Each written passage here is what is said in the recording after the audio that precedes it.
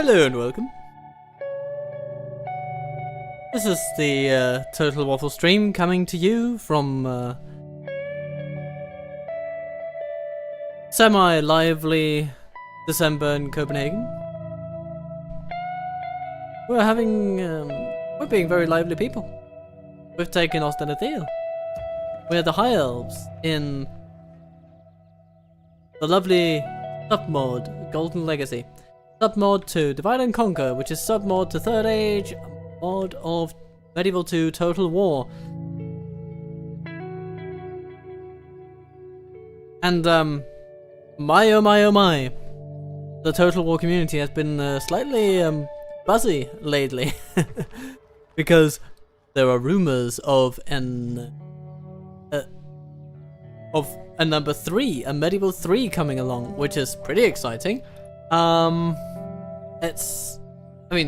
Obviously, Medieval 2 is nearly 20 years old, so it marks Creative Assembly going back to a series of games that they have long kept at an arm's length. We'll see, but recently, of course, they did the Rome remaster and stuff like that. Now, let's just crack on with the campaign for now, but yeah, it's gonna be interesting times. Seems that stuff is happening. There's also some developments in the modding community regarding Dawnless Days, which is supposed to come out very soon. And, hey, that's pretty exciting as well. Might have to install myself some Attila, so that I can join in. Okay. My idea that we might be able to just goad the goblins into attacking us straight out of Moria, that seems to be a non-starter. But interesting developments, oh my lord. Goblin Town is the realm of the ring now. Ooh, well, this, my friends, this is a sign. This calls to us. This is good. This is excellent, in fact. The One Ring being in Goblin Town is an amazing opportunity that we should not pass by, because this is right next door. We're living right next door to Alice in this one. Brilliant. So, now what we need to do is to take over Casa Dûm as quickly as possible. We need to expect resistance.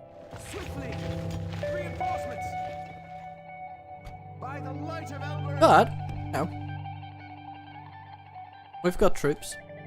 Follow me. For the light. Come, my brothers. Onward. Elves, we must give up the road. For the light. These Lindar bowmen, they can go north. Come on. Swiftly. For the light. You know, wherever training takes them, you know.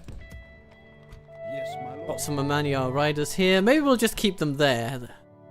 I don't think they'll be the most useful ones for fighting inside Moria, but Swordmasters and this swanky golden company bodyguard for our High King, those are very interesting. Now the question just remains whether we should try to put our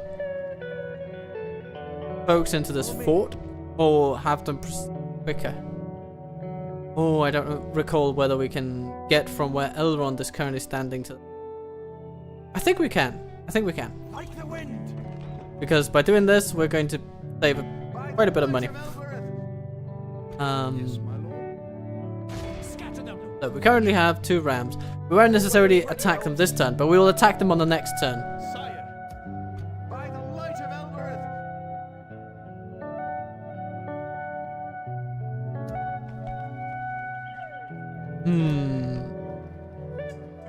In the meantime, our deficit is just hitting our economy quite hard as our construction projects all come to basically nothing across the board.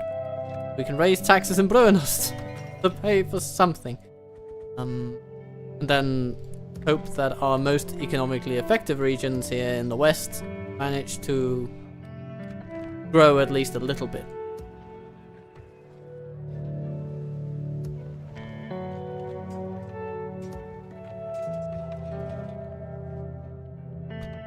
And then there is Lord Varian. Heading to Dûm, which is also hopefully going to be a bit of a moneymaker in our direction, but time will tell. Time will tell. But for now, I mean, we've got a good army here. We've got Midland nobles and Varian himself, and then we have some archers to do some DPS to all those cheap goblins that they have. We have some long spears to keep them at bay, some mariners to take care of any valuable troops they might have, and then some Lindar guards to fill in supporting roles. Because where other factions have archers leading supporting roles for the infantry, here it is the infantry that support the archers. So, the first page of The Lord of the Rings reads, 3 rings for the elven kings under the sky, 7 for the dwarf lords in their halls of stone, 9 for mortal men doomed to die, 1 for the Dark Lord on his dark throne, in the land of Mordor where shadows lie. 1 ring to rule them all, 1 ring to find them, 1 ring to bring them all, and in the darkness bind. In the land of Mordor where the shadows lie. Oh hello, with Otterdale reclaimed. This is cool news. Our gaze turns toward Khazad-dûm. Well, yeah, we're already there. We're already there. Once we shared a deep friendship with the dwarves, a bond forged in the depths of the mountains and in the light of mutual respect. Who didn't know? An esteemed elf of Imladris fervently advocates for reintroducing diplomacy with Balin, the Dwarf Lord. He believes that rekindling our old alliance could bring strength and unity to both our peoples. However, should diplomacy falter, we stand ready to clear the mines ourselves. The ancient pathways must be freed of the orcish vermin that now infest them. Whether through renewed friendship or our own resolve, the old mines of Khazad-dûm will be liberated. The time has come to restore what once was, and to pave the way for what can be. So, we must let Khazad-dûm control both sides of Moria, or conquer it for ourselves.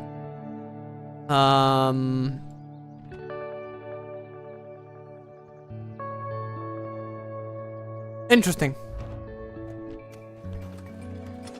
Well, we might be able to sell the western Khazad-dûm, you know, Khazad-dûm West to them for a pretty penny. They have far better use of it than we do.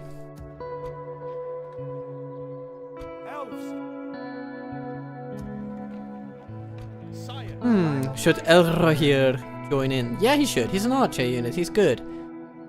Good at this kind of stuff. Do we have... Where is our diplomat? Didn't we have a diplomat somewhere? Your orders. Yes, my lord. Oh yeah, it's this guy. My lord. Okay, here's what we're gonna do. We're gonna grab Elrohir. He seems to be closest. First of all, we're just going to say hello, done landings. No, they don't want that. Okay. Yes. Fair enough. But he's gonna go to Khazad-dûm. And the plan is that we take Khazad-dûm and we move out of it as soon as possible. Elrohir will provide temporary governance. And then we grab the rest of our forces and we send them north toward Goblin Town so that that place may be reclaimed shortly.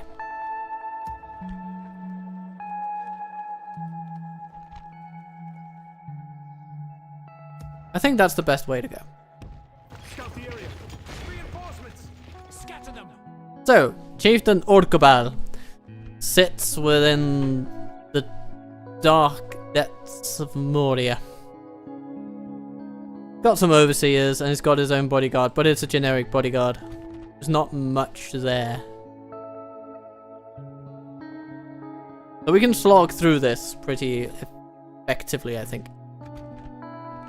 We're gonna save, because it's a good thing to do. And High Lord Erohir will lead the army, apparently. Well, good luck to him. Send them back to their underworld. And in the meantime, I shall enjoy myself a golden fruit. Sort of. It's a kaki. Oh, sorry. Actually, khaki is the plural form, at least in Italian it is. Whereas the singular form is caco, and there is only one, so it is a caco. I'm enjoying myself a caco. Await my orders. So, these are our ground archers. Oh, we didn't get Elrohir with us. Ah, that's okay. We can do without him. He'll be missed, but he'll be okay.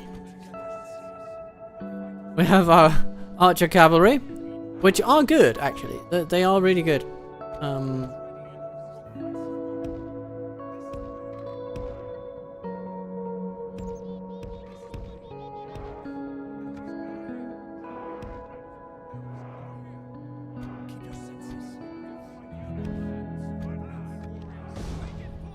Go in. Oh, hello, what's this? Are the goblins coming out to play? Well, that would be our lucky day, because we are very well positioned to take advantage of such a scenario. Yep, it seems they are coming out to play. So, Swordmasters, just drop your ram, you won't need it. Instead, we're gonna run all our archers up this hill. And we're gonna have a party. Okay.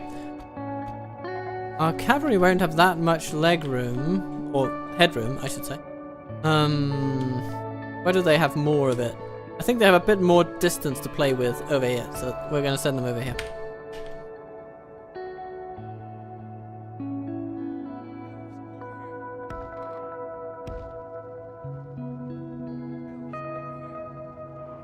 Well, the goblin band are coming toward us. Yeah, I like this. This is extraordinarily good luck.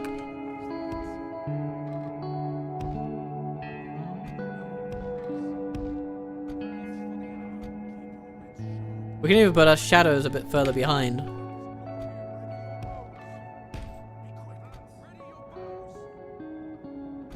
Means we have a narrower front to make, which will be good.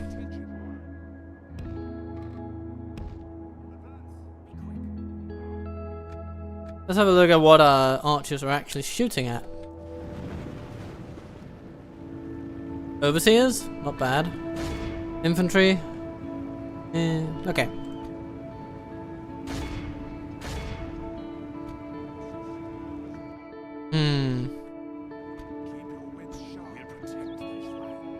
We'll protect these lands.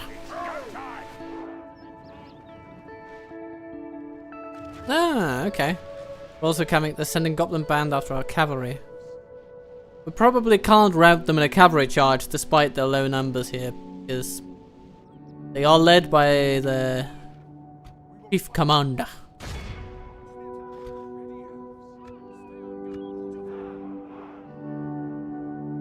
But at this point we can probably charge them down. We will defend the elven lands.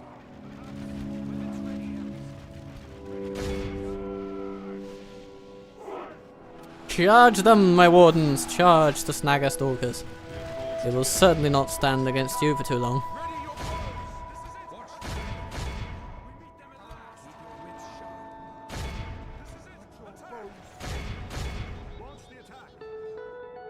That's turning out pretty good.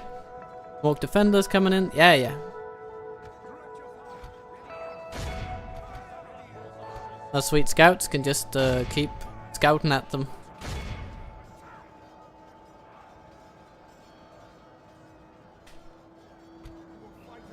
Golden Company. The defenders. Many defenders. Okay. What does this guy have? Nost Finarfin. Or Finarfin. Yeah, okay. Okay, charge the goblin band, first of all. Cavalry, get yourselves out of there.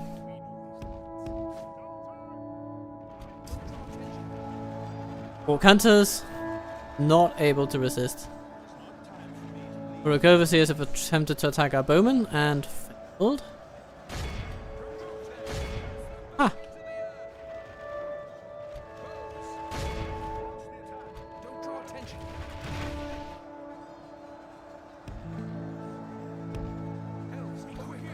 enemy are badly bloodied. Take out They those have lost defenders. half their men. You know what, Elrond, go smash the archers over there, that'll be good.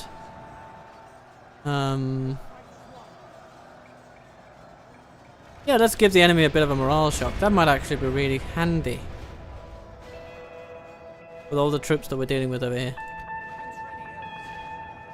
Vari, get yourselves up over there. Bowman, you have pursued the enemy into those fighters, that's fine. Stop.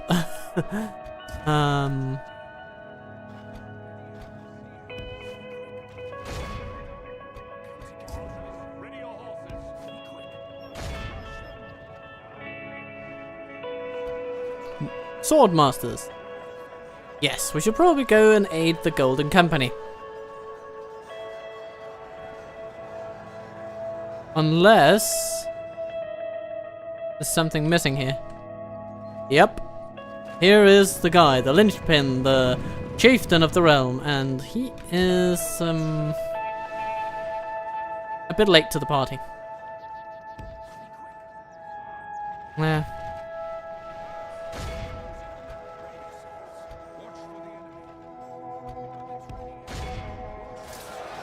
Orc defenders? Yeah. Shoot them.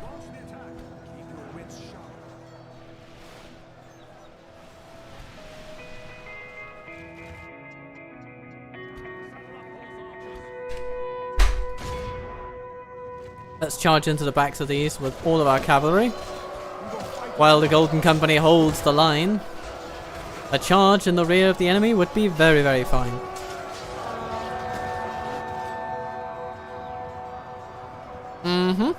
Yep. Very good, very good.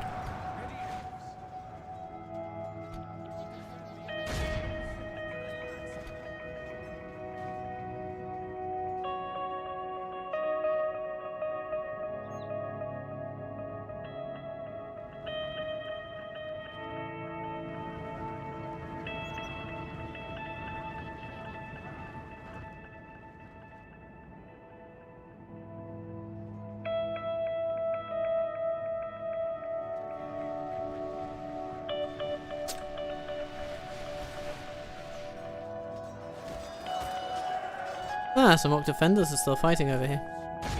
But no longer. So we should just run them down. We've taken out almost all the goblins. Now we just need for their general to come out and play. And here he comes! Oh, the Golden Company is coming for him. The battle is very much in our favor. Victory will be ours.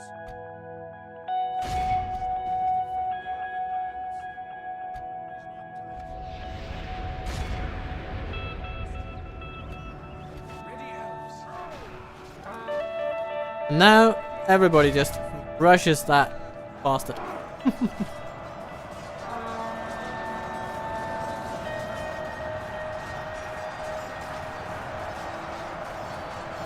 men have slain the enemy general. Without him, his troops will lose their will to fight. Wonderful. Anything else to be aware of? Anything coming toward us? Now they'll just wait in here. A little disappointing, but... Elrond, grab the ram, will you?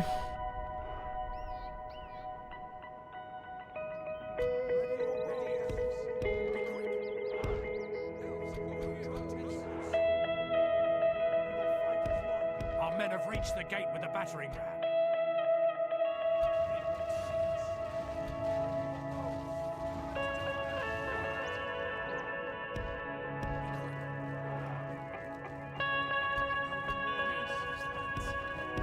Come on. Oh, you got interrupted, didn't you? That's not very becoming of those orcs. Those are supposed to... I guess they are technically defending by disrupting our ramming. But I don't really feel like it's in the spirit of things. Like this, we will smash the enemy.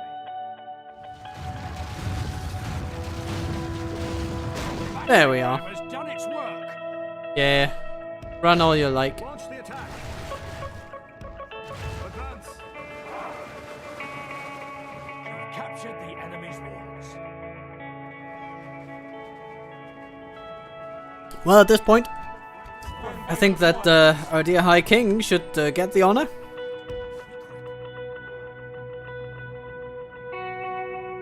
Oh, they're coming out. It's very nice of them.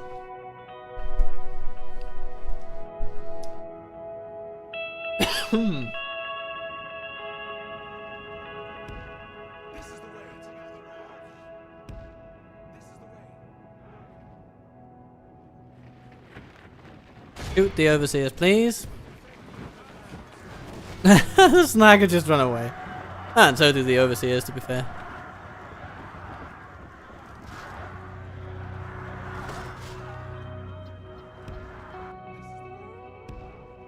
Alright, we just follow them inside. Elves, over here. Elrond, come over. We will fight as one. Advance.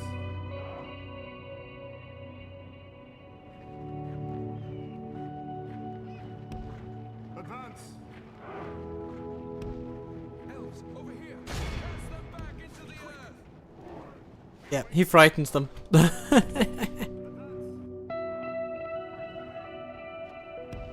They're shooting at us. That is not becoming of you.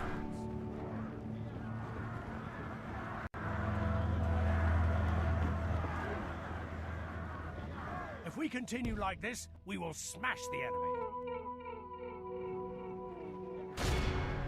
Goblin band. They lost longer than the overseers. Oh, good job, I guess. Cast them back into the earth. We await your command. It's go time. If we continue like this, we will smash the enemy. Oh, they're actually throwing their javelins. The bastards. We await your command. The attack. Cast them back into the earth. The enemy are utterly vanquished. This is a great victory. Yep. Worthy of only Oh, the mightiest of that was Khazad-dûm. For now, that's a good start. Very good start. Golden Company and Gil-galad's company doing very well as the Lindar Bowmen because they were standing on a hill and shooting down. A good recipe for success. Ah. Oh, something else that will be coming around is the final Gondor episode. That's coming pretty soon. So, the last episode in our Gondorian adventure, the finale, the final defeat of the Arodunaim, is coming to you this week. Yeah. That's gonna be nice. Pride would be folly that disdained help and counsel at need.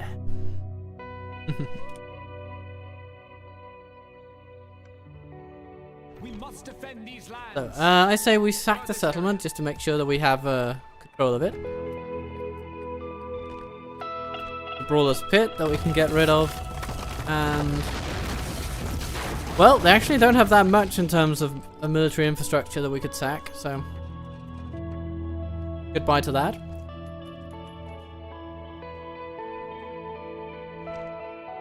Yes, my lord. Orders. Your will, my lord. My lord. Come on! For the light! And now we're just gonna try to Elven warriors. Yes, my lord. bridge whatever gap in our budget can be gapped. Can be bridged. Elven warriors. My lord. Your will, my lord. See if some of these can be free up, keeping Anun and Olord. And... well, Come, my brothers. dear Eldrohir. Actually, no. I want you in Anun and Olord, and I want this fella going to Khazad-dûm. Stay alert.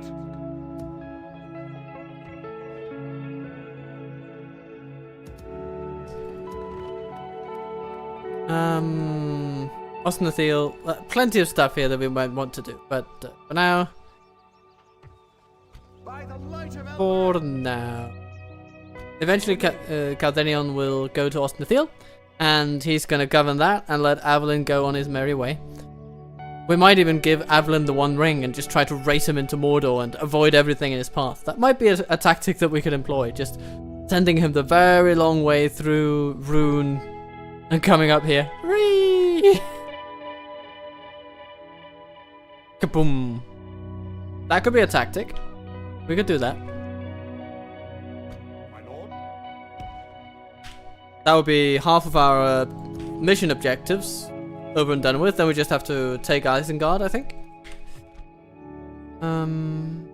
Yeah. Ah, no, we just need to eliminate Isengard. Mordor is not even on our radar at the moment. But we are not quite making profits as such, because we're still losing money in our projections, but it is better than when we started the day. And for Dûm, Engage! still making progress. Ships ready. Barely.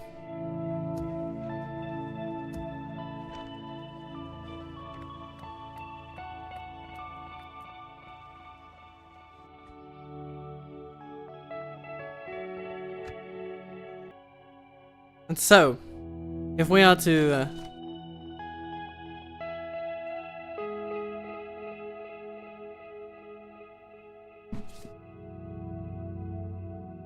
and I'm just gonna try a bit of an experiment with this stream, I think, because on loading screens and so on, I might just suddenly start reading through Lord of the Rings, because I just really enjoyed that book. I've got the Fellowship of the Ring right here. So, anyway, Lord Varion's getting married, and congratulations to him. Western Moria cleared. Congratulations to us. By the light And oh yes, of course, a goblin army. Oh, congratulations to them, I guess. onward!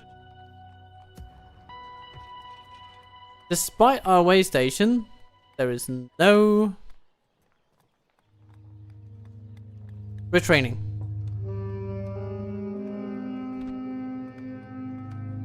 Quite puzzling, I must say, because that's what this building is meant to do.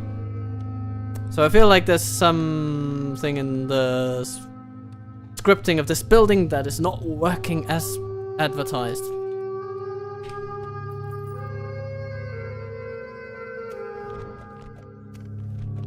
Kaandros is under attack, but you know, when is it not? Scout the area. For the Elves! And Khazad-dûm is absolutely fine under the stewardship of Canithranon.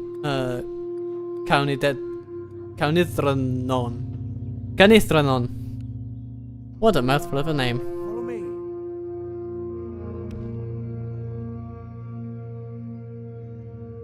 Scout the area. Stay in the trees!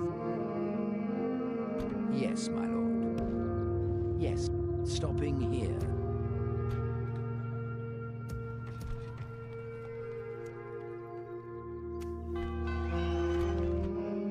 So, Varian, love of my life, where are we gonna have our honeymoon after our marriage? Well, I was thinking of an old abandoned dwarven mine inhabited mostly by goblins. Come, my brothers.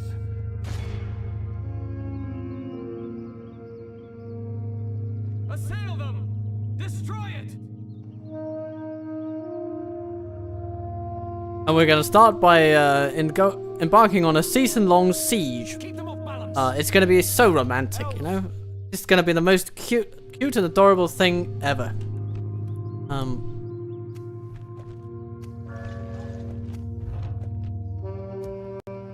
Come, my Here we have Calaquinty lords in Midland being trained with a general who can rule the land with grace.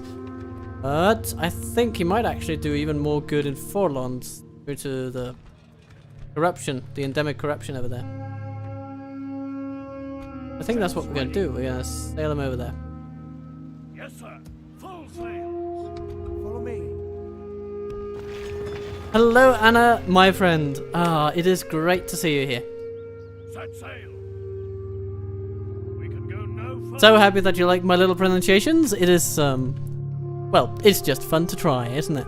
That's what we're doing here. We're just trying to have a good time.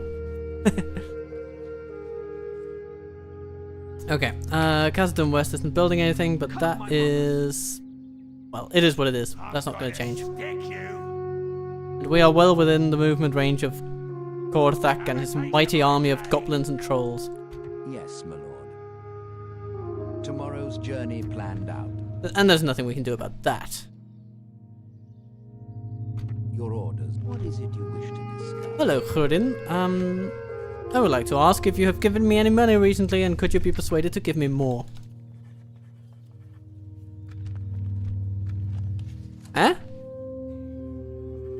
It's good to see. Well, that seemed fruitful. Farewell.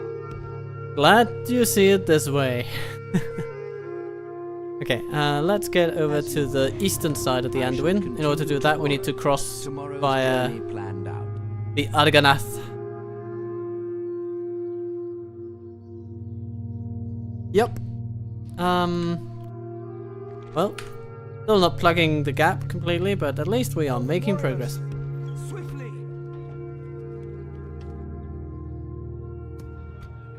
At least we're making progress. Let's see what Korthak decides to do. He might go and besiege Khazad-dûm. To my blade. Yeah.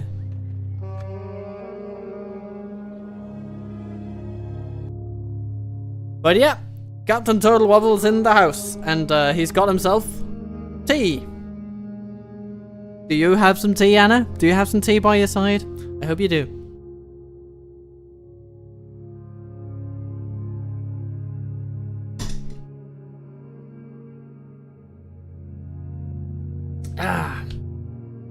Now, Captain Total Waffle, you might reasonably ask, if that goblin army were not to be heading north to Goblin Town, wouldn't you have to send troops to defend Goblin Town? No, we would not do that. In fact, what we would do in that case is just to leave Khazad-dûm to its fate and then allow the dwarves to siege them down. Because I think I want the dwarves to have Khazad-dûm anyway. But now, Lord Varan is attacked, and he's attacked by a whole host of goblins and orcs. They're gonna face us in the open. It will be glorious. Put an end to this evil.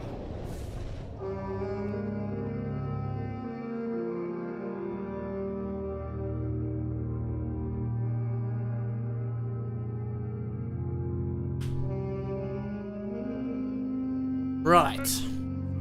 Here they come. Ready, elves. So we're going to start by gathering at a decent point of defense. Where's that going to be? You know what? I think it's going to be up. Can we go? No? Obstructed? Ah, bugger. So we can't go over there. Okay, let's have a look at this side. Just for giggles.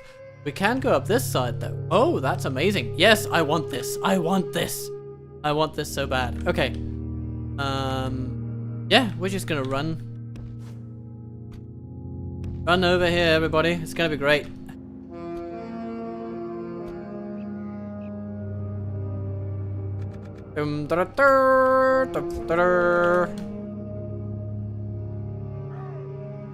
They'll struggle to get through the gate, and in the meantime, we'll just run over and set up shop over on the bridge that we find over here. It's gonna be wonderful. I'll make a little plan. So, have one set of archers over here, and then another set of archers over here, and a third set of archers over here. All running, of course.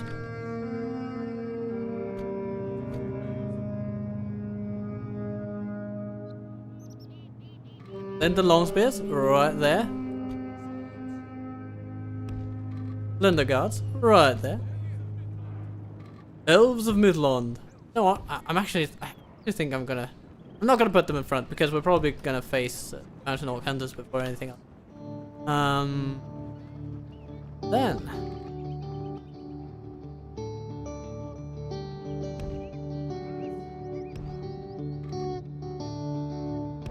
Hey. Come at me, goblins. Come at me. Oh, they're confused. Oh no. Oh, are you telling me that these mountain orc hunters can't find us in the mountain? Huh? Is that really what's going on? Or are they just they're just trying to clear the gate? You're doing such an excellent job, goblins. Just, I mean, it's amazing what you do. Really, truly, from the bottom of my heart. Mwah.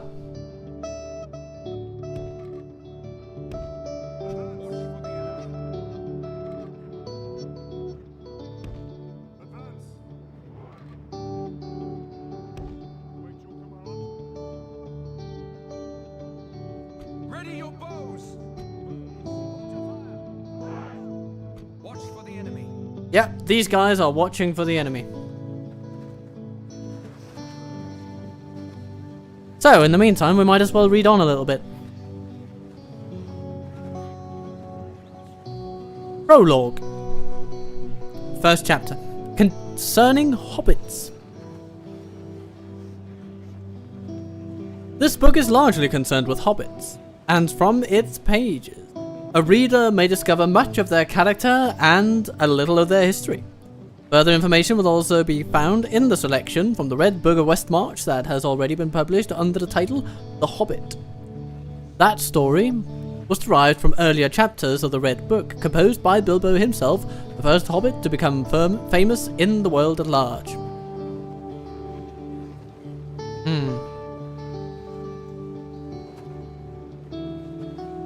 And called by him there and back again, since they told of his journey into the east and his return, an adventure which later involved all the hobbits in the great events of that any age that here are related.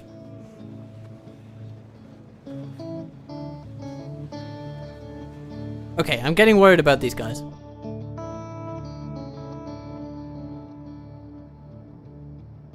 What are you doing? And why aren't you moving? They're not struggling to get out the gate anymore. They've given up. We're gonna take these guys.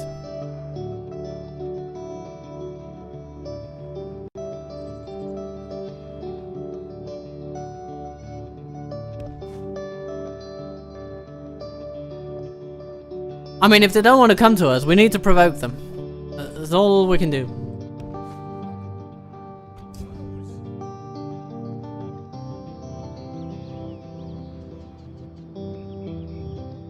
Like poking a bear. They do have the upper hand in terms of numbers, unquestionably. So we're not gonna underestimate these people.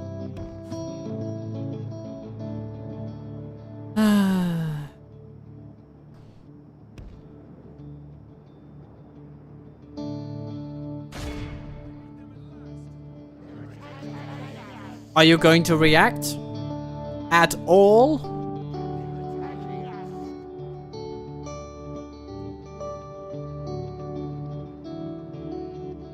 It appears to be a negative on that one. Right, our plan has failed. I wanted to fight a cool battle on the side of a mountain. We can't do that. So we're gonna carry all our troops back. We're gonna take it nice and easy, but we're gonna do it. Unless... They're coming! They're coming! The goblin tide is approaching! The drama. Okay.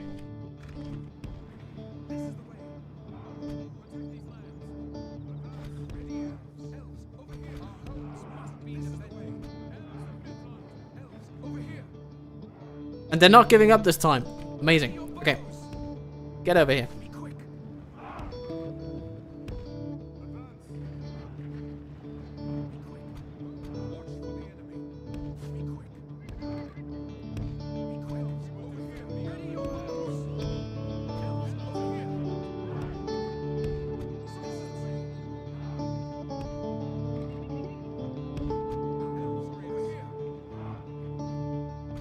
So here they come.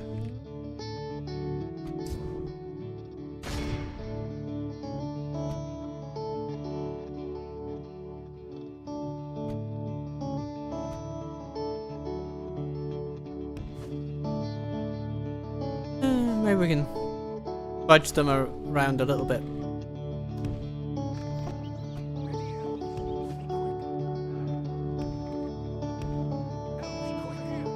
Mountain Orc Hunters have arrived. Congratulations. You will now be shot. Immediately. Ready your bows. Elves, over here. We bring spears. Watch for the enemy. Ready your bows. They're shooting at us. If we continue like this, we will smash the enemy. The unabashed gall of it all.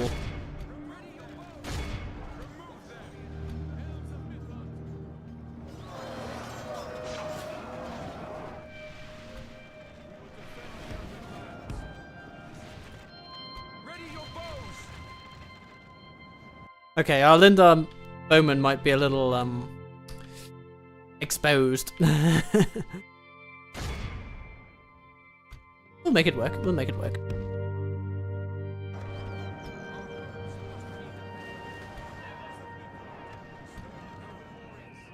Okay. Back.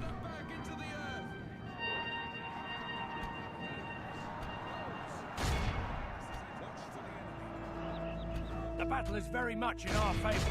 Victory will be ours. Let's see if we can send our guards against their archers. No, we can't. There's only 1 point of entry, so... Oh well, they'll help against the others then. Yeah, the archers here will rain death upon the infantry. That's amazing. They're not going to last against too much of that. Right, now we're just brawling them to death. Gonna be great. So 300% army combat effectiveness. That's pretty damn impressive. Let's flick that one. Oh my god. Yep. That's basically routed that unit all by itself. Rather amazing. And with a bit of extra pressure, we should be able to actually rout that whole bunch. So let's do that. Let's do exactly that.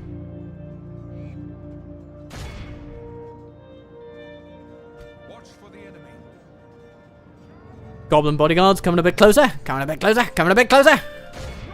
And then we rush them. Chunky fellows they are, but not as chunky as the Mithlond nobles.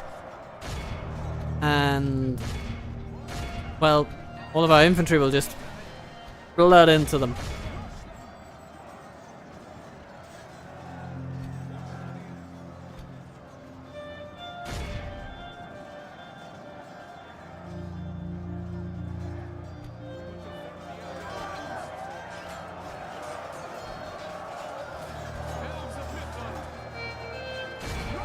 Only half the enemy force remains.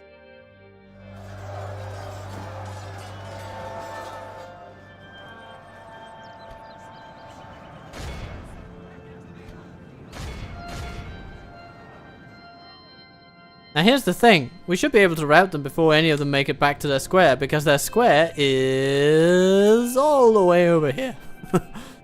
So, it's, we don't really have to catch them for anything else than a bit of experience here and there.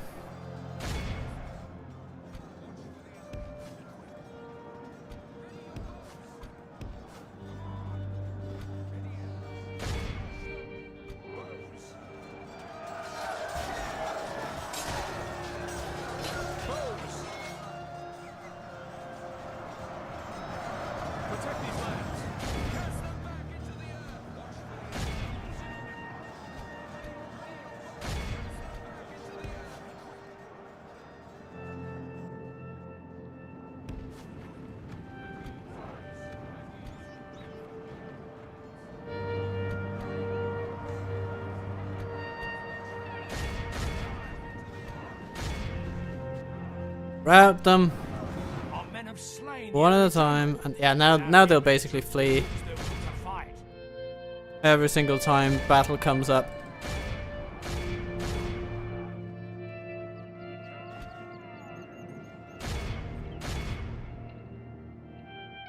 Beautiful. All of them run away. We'll get a little bit of experience out of it because we can, Right, we've won the day. Unquestionably.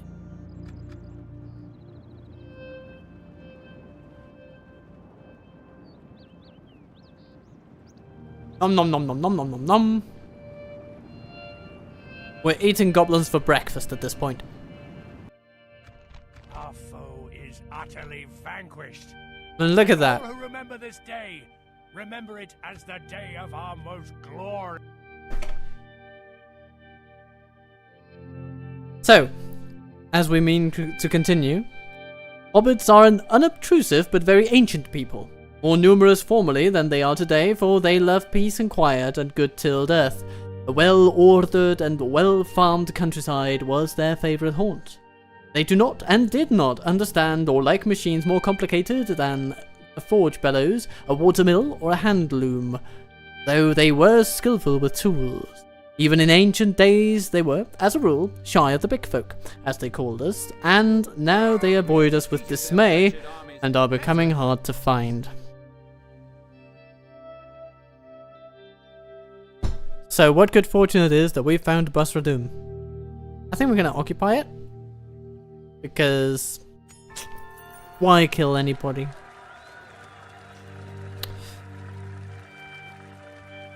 And look at this, we have an actual bloody surplus.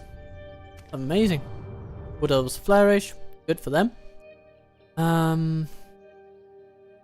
Where have all the goblins gone? There's a faction a faction area over there. One over there. It's a bit of a mystery. We don't know where they've gone. But, anyway, we're sending troops upward. Your will, my lord. Elven warriors. I think we can wait another turn with the cavalry before sending them on. Yes, my lord. Without question. Tomorrow's journey planned out. And we wish to move through Casa Dûm West to say hello to Casa Dûm proper.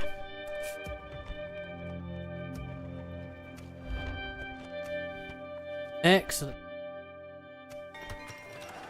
Men barracks and undertowers. Woohoo! Oh, we could hire archer militia. And what do we have? We only have one spot for free upkeep. But Tangarian could actually be useful somewhere else. Ships ready. Form up. Follow me. There we are. Grab some long spears, send them back to, say, port over there. We can go no further. Actually, do we really need these, Lindar? I guess we do if we want to take somewhere like Corwillisher, but is that the highest of our aims at the moment? Yes, my lord. I think not, actually. For now, I'll let Brian stay where he is. We're not going to be able to train elves here. We might be able to train men.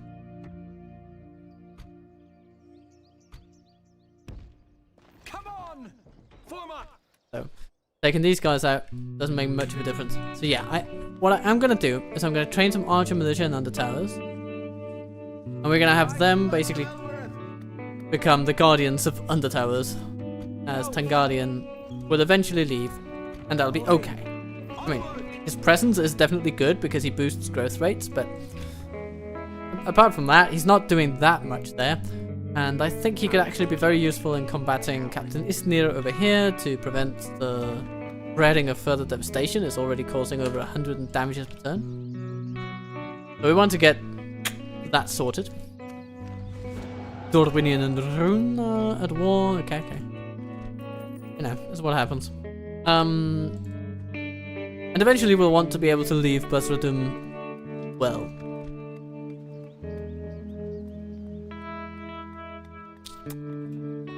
What might we be able to build? Who knows? But at this point, do we border Enidwaith? No. Erinvorn is still rebel, and still held by a sizable garrison. Also, Eastern Numeriador is rebel. But the chief thing about Dûm is the mines. I mean, look at that. First upgrade, 675 is what you'll get out of that. That's a chunky boost. More than doubling the income from the entire settlement. If we compare that to grain exchange, trade will go up. Hooray, hooray, but it's actually nowhere near as much. So for 5 times more, we get basically 10 times more income. So when you put it that way, the mines make a lot of sense. And maybe even a builder's hall. Because then we can build the mines 1 turn quicker and get them cheaper. By 20%, which is nearly 1,000. And that's the builder's hall paid for itself, basically. Yes, my lord. And next turn we'll give Casa Dûm over to Casa Dûm for a price. They can just take it over, we don't care, we just want to have some cash to spare, so that's all we'll ask for. And then we will put that into building the army that will oust the goblins from their eponymous town up here. It'll be that. And then, yeah, of course, our general from here will just go and replace Avalon. That's the strategy. And Elladan and Elrohir will sit in bugger all nowhere and just keep tabs on everything.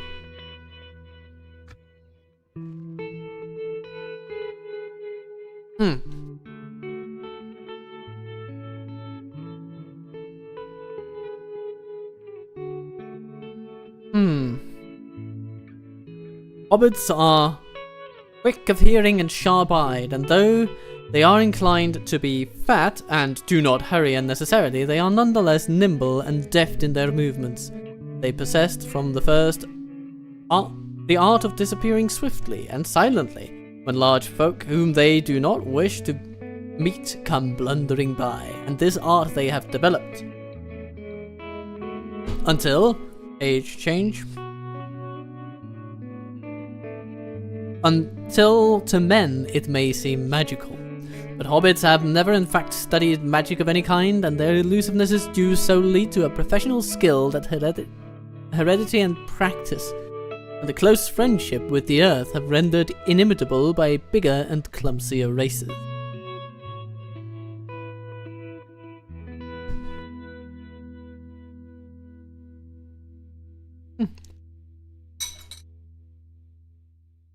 Fall of Rhodos. Hooray.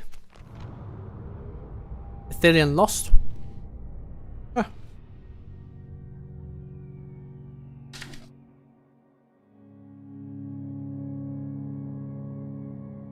Ill news indeed. Bayon's Hall besieged. Also, pretty bad, but they might have enough of a garrison to see off an attacker. Though the Snow Orcs, which is my key contender for besieging that place, tend to auto-resolve a lot better than the Veilsmen do. There is always due concern in whenever that message pops up. As you wish, my lord. What is it you wish to talk about? Oh, hello. I want to talk about making a wee little contribution. This seems quite acceptable. Exactly. What's your An alliance? There's Oh, they don't want that. Another most reasonable proposal, we hope. Oh, yes, absolutely. I'm going to make a tiny little bit of... No. This won't be Okay, pleasure, so- Lord. Well, we got some trade out of them. That's good. But Like the wind. Orders completed. Have a taste of my blade. thing that haunts my nightmare Onward. is that goblin army that might spring out of the ground at any moment. They might actually be hiding, and we wouldn't be any the wiser.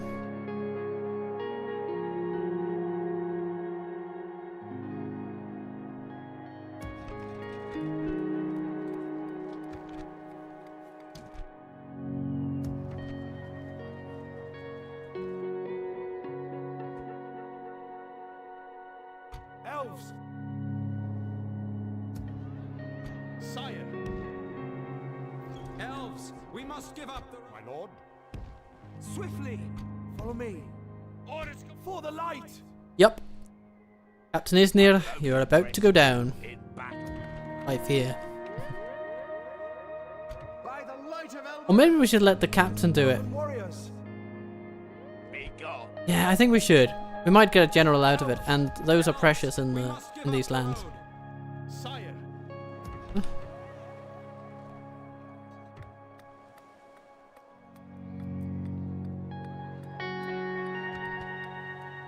A lot of trade going on, so roads would be great.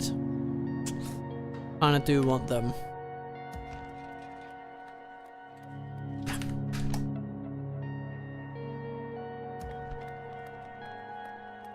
By the And to Guardian, yeah, you can go to Boss or Dûm. Yeah, it's all good, it's all good. That's all looking nice. Sire. elves, elven warriors, Orders. elven warriors, elves. Onward! He's going to a fort. All is well. All is well in the little realm. Yes, my lord, my lord. I mean, Moil. Yeah, let's say hello to Mordor. As you wish. Gelebrin, hello. Oh yes, of course there is. Mordor wants to know where the Hidden Valley is, doesn't he? Surely he does. For 1400? I mean, that seems very sensible to me. Eh? Eh? Eh? Your plans Yeah. seems balanced. Goodbye. Yeah, you know what's up. You know what's Yes, up. tomorrow's journey planned out. Stopping here.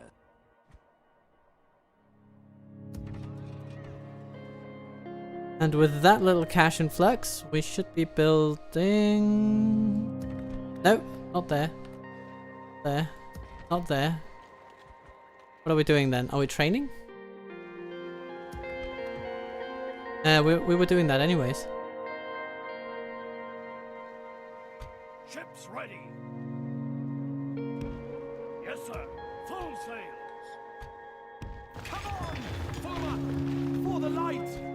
Elven warriors, Onward. Ships ready. elves, conceal our movements. Where are we building then? Building in Brunost? Yeah, okay, a town would be good. Getting some walls around Elladan would...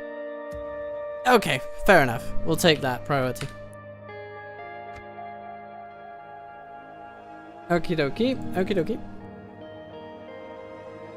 and the game still does its very best to copyright strike the channel, but I will not let it happen. Insofar as I am able, I shall shield us from any such eventuality.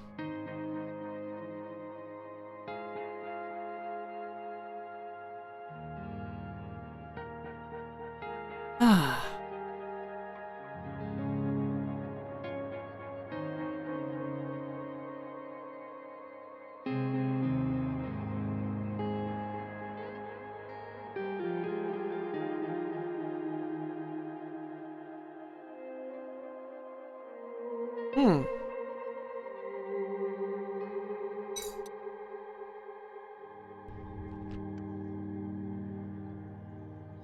For the light! Still, the goblins have yet to rear their ugly little heads. Elves, we come on! But we will need all the troops we can get. Swiftly! Reinforcements! Elrond and High Lord Oratar going on the great old adventure together. Like a little buddy cop film or something. It's like a road trip film. At ease! Heading through troll-infested uplands of Redower.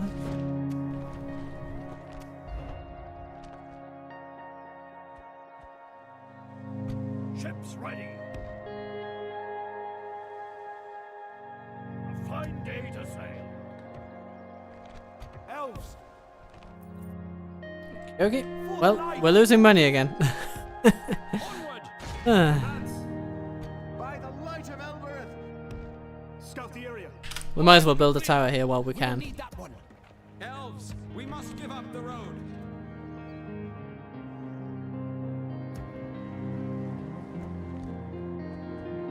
How's our new governor doing in Forlond? Ah, he's doing fine, he's doing fine. Let's raise our taxes just a little bit. Just stem the inevitable deficit by as meager amounts as can be justified.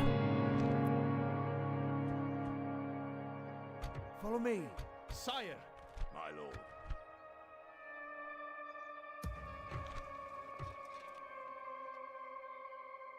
Now, Yes, my lord. in order to further accomplish that, I offer to give you a region, High Lord Balin. Casa Dûm. I'm sure you will be dumbstruck by this act of generosity. All I ask in return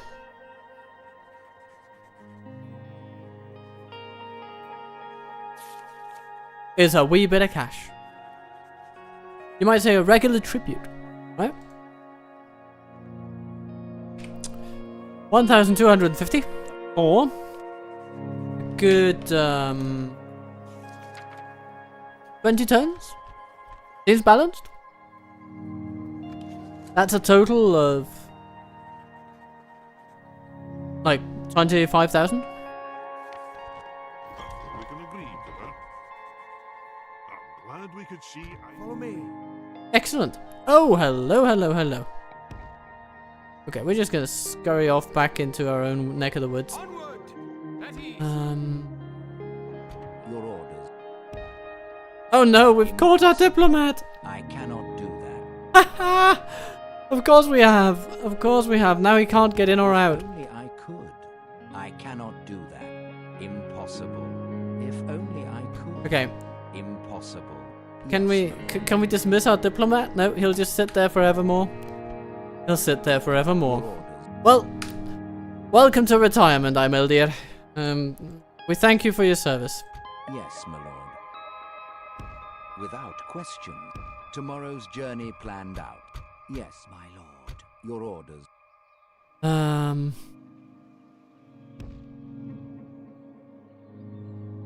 Yes. Without question. Tomorrow's journey planned out. Stopping here. Vile.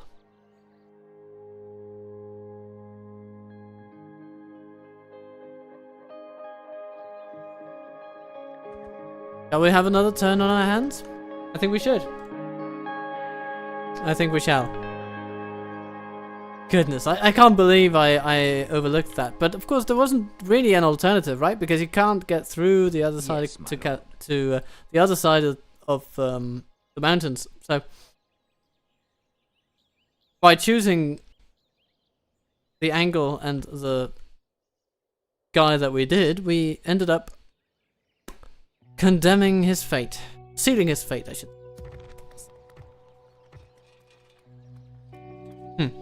Now we should probably put some effort into developing Ostenadil, and we'll see what happens to I'm gonna stick you. Korthak and what he decides to do with his life. To turn 34.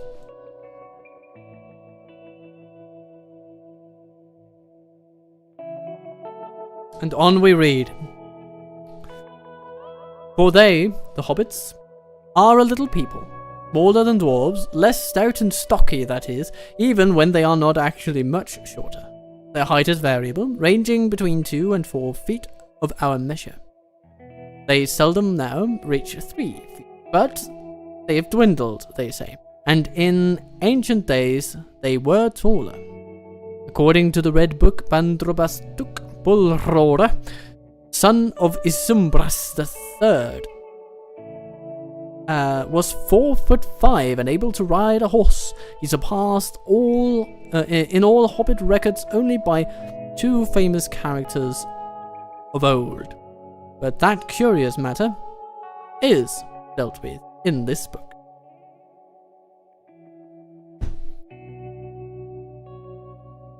Alright, Osgiliath is under attack, and a renewed friendship. We have renewed our friendship with the dwarves, rekindling the ancient bond that once united our peoples.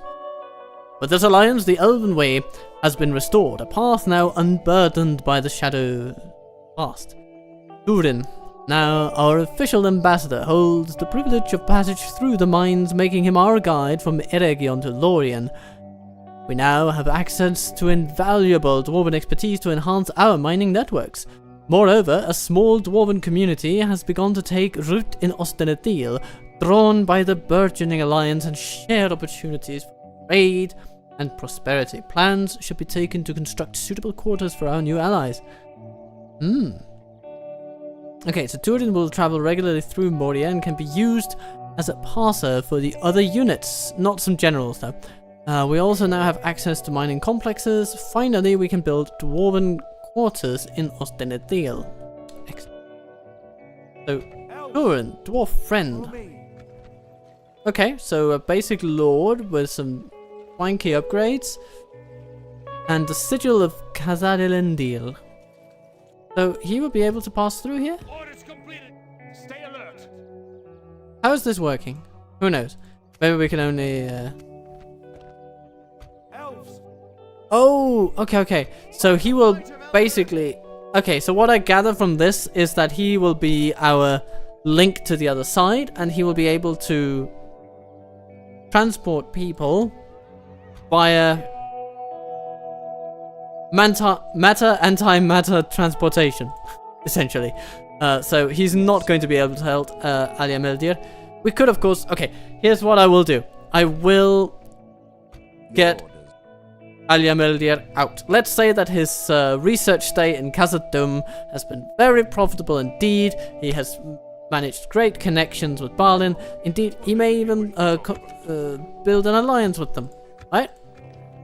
Ah, they don't want that yet. Okay, so when he's done that, when he's gotten his alliance, what we will do is we will use the scripter here to, the shell script to beam him right out of there. So he can actually be of use again. If anybody wishes to not be in favor of such an arrangement, well, let me know. Like the wind. Send your representative this week. Yes, my lord.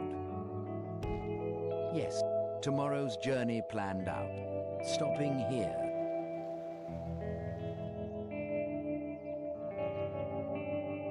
Sire. Over here, elves. Elves. My lord. Swiftly. Our prey, Isnir, moves about, which we don't like because then he's going to cause devastation in multiple places. Most disappointing. Most Ships disappointing. ready. Ships ready.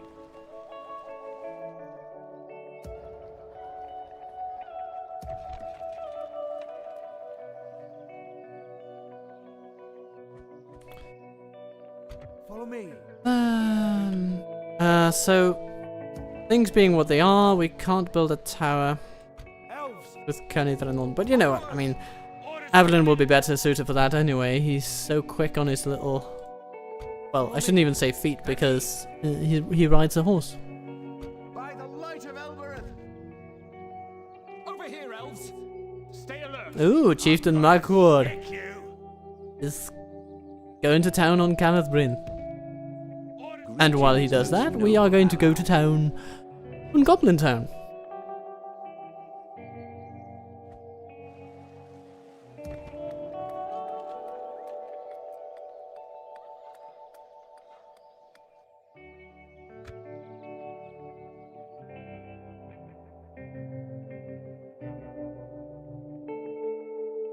As for the hobbits of the Shire with whom these tales are concerned, in the days of their peace and prosperity they were a merry folk. They dressed in bright colours, being notably fond of yellow and green, seldom wore shoes, since their feet had tough, leathery soles and were clad in thick curling hair, much like the hair of their heads, which was commonly brown. Thus, the only craft little practiced among them was shoemaking. But they had long and skillful fingers that could make many other useful and comely things. Their faces were, as a rule, good-natured rather than beautiful, broad, bright-eyed, red-cheeked, with mouths apt to laughter and to eating and drinking. And laugh they did, and eat and drink often and heartily, being fond of simple jests at all times, and of 6 meals a day when they could get them. They were hospitable, and delighted in parties, and in presents which they gave away freely, and eagerly. Alright. Our fears have come to pass. Eredluin accepts a gift. Speaking of gifts. Which basically means that they are going to attack Mithlond at any moment. Sire. So it is of great importance that Varayan go back to Mithlond. Come, my brothers. Elves. Isnir is... yeah, he's basically just waltzing between watchtowers. And Ergan over there, Ergan, he'll also be For the light. causing us trouble until we stop him from doing so. Oh no, we have been besieged in not steel, bloody unlending. I will only address you in battle. Bugger my shoes. Come, my brothers. I would just ask these people to Your orders. What's the closest? I suppose Herod might be... Herod would be over here, right? Yes, my lord. So that's probably the closest. Without question, as you wish. Without question, as you wish. This had best be worth our time.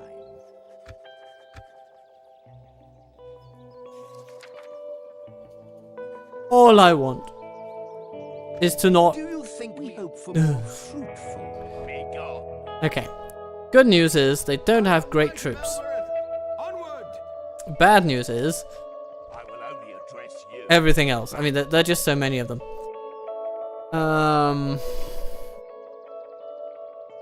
But many of them are vulnerable to our charges. So the ones that are not are like 215 spearmen. Can be a little annoying to deal with. The hill riders, we can shoot them with our arrows. Long spears. Okay, so those would be. Can the? Yeah, I think we'll be in an okay position if they attack now. Get me. Sire. Can't get any mercenaries though.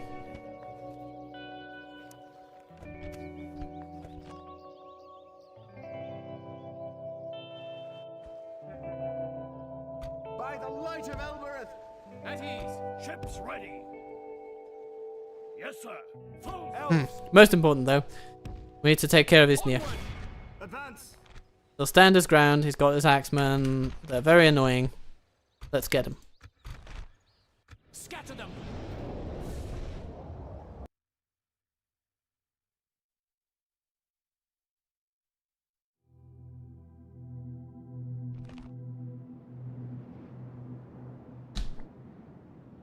Unit, await my orders. Ready your fighters. Units, one line. Okay. A lovely piece of hill here, which we will make full use of.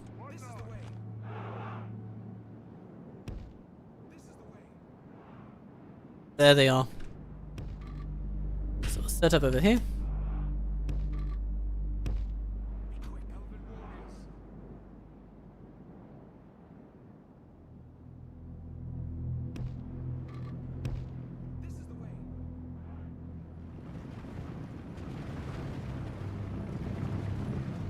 We will want the mariners to deal with the action.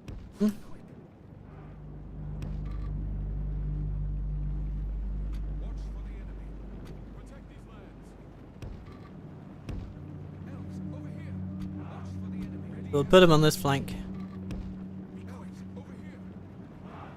And yeah, archers are getting in position. So shoot some bandits.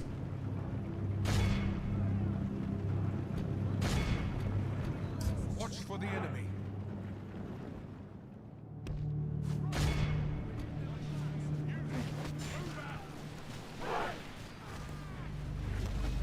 They're not gonna like it.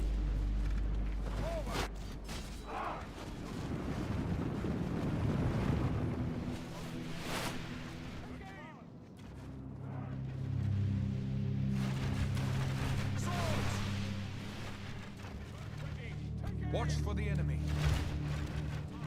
Watch for the enemy. Be quick. Our homes must be defended. Launch the attack. Okay. Watch for the enemy. Ready your bow. Shoot the bandits up there. Elves, over here. The battle is very much in our favor. Victory will be ours. Shoot whatever's free, so to speak.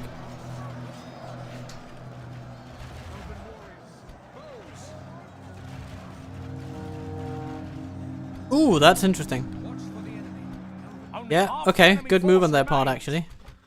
Close in on them. Our men have slain the enemy general. Oh, we shot their His general. troops will lose their will to Ah, fight. good job, lads. Good job. Watch for the enemy. They might try to do a frontal charge on the archers, but that's not going to help them much. Because we are throwing javelins at them to weaken them, and then...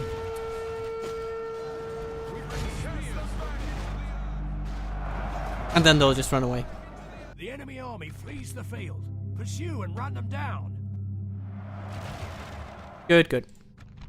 This is a clear victory. Yeah, yeah. It's decent. Decent victory.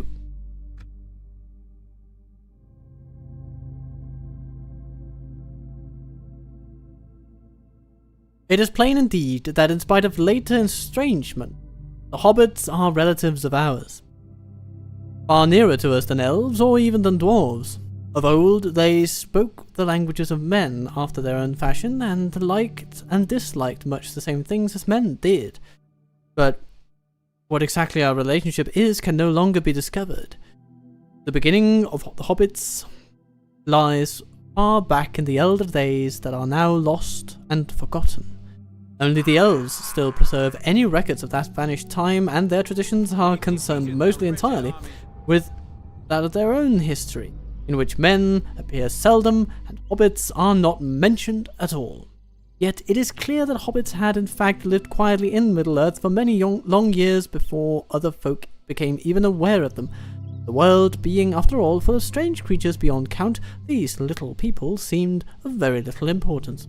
But in the days of Bilbo, and of Frodo, his heir, they suddenly became, by no wish of their own, both important and renowned, troubled the counsels of the wise and great. My lord?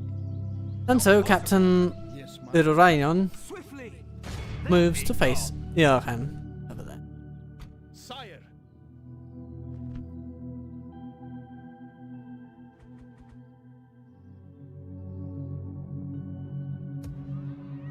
Elves. Sire. Chieftain Mahur. Oh, he was beaten back. You shame your nation. Follow me. Over here, elves. Shall we rub some salt in the wound? Yeah, I think we shall. Fight to the end. It's our best chance for making a little money on this turn.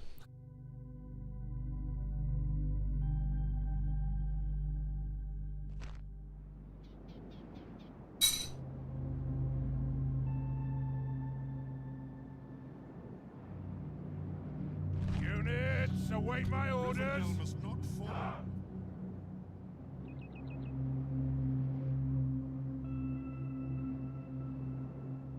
Don't draw attention. Fight as one. I'm going to make a line consisting Fight as one. all these people. Ah, they're on a hill.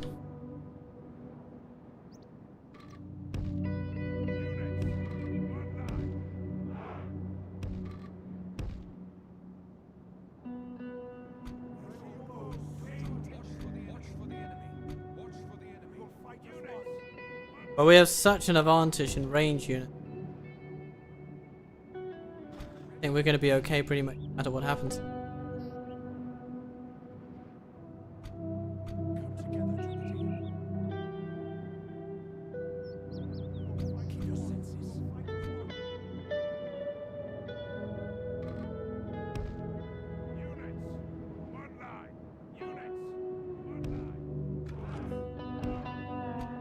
Not even Eldon can reach them from where we are, but have what it takes. Take the fight to them anyway. Even if they were not going to walk toward us like the blithingly idiotic people they are. Keep your wits sharp. Look at them, the Golden Company shining. Shining in the sunlight. Cavalry archers, take care of the wargs. Yeah, shoot those a little bit, yeah. Warg riders, shoot them a little bit.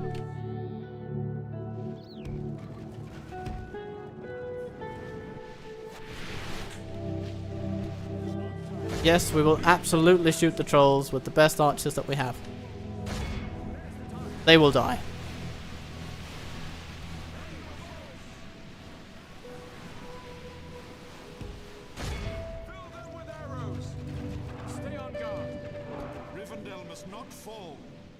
And that should kill that troll.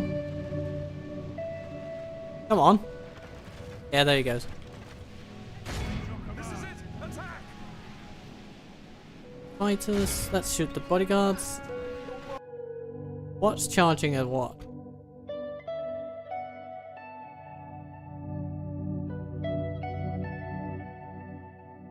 Ah, the wargs? No? Seemingly no. Huh. Anyway.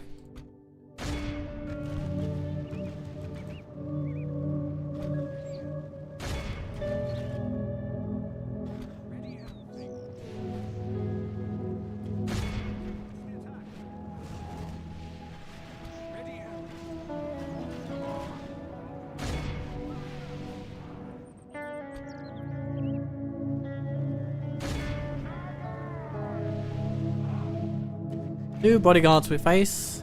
Okay. Walk pack. That's okay. Band. Okay. Skirmishers. Very much in our favor. Victory will be ours. Don't make me laugh. Oh no, let's not shoot.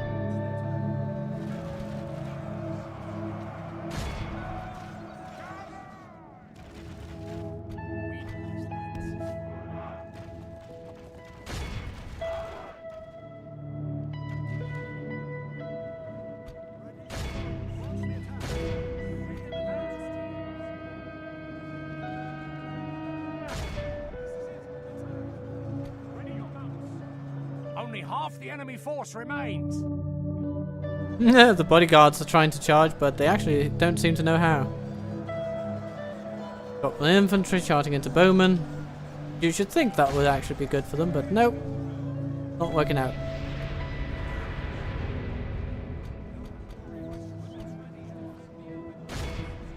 Let's move out against those cross.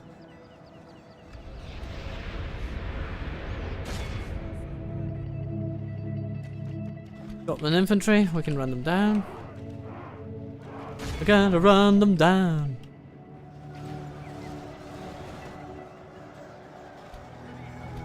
Archers, do you have any targets left? Potentially, no.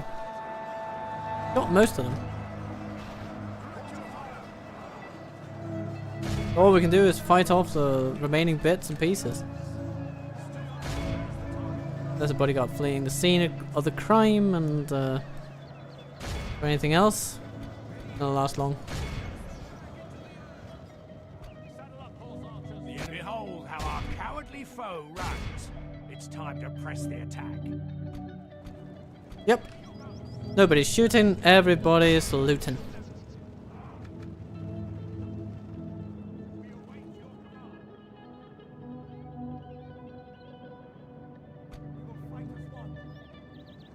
Archers, ready your horses. We meet them at last. Saddle up, horse archers. Be awed by the victory. There goes we have Lagdush. won here today. And Makur. Excellent. That's our budget deficit problem gone. Hopefully.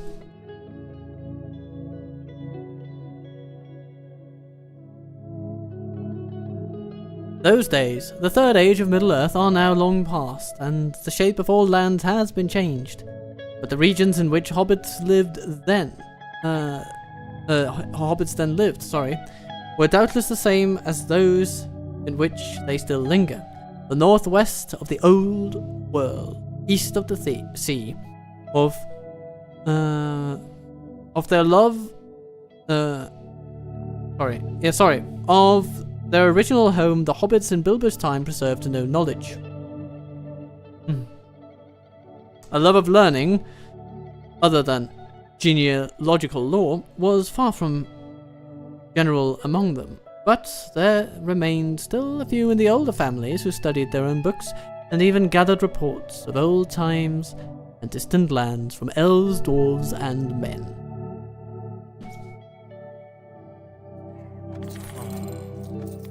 They take the ransom. Our budget takes over for another day. Take a fort. Helps our budget a little bit more.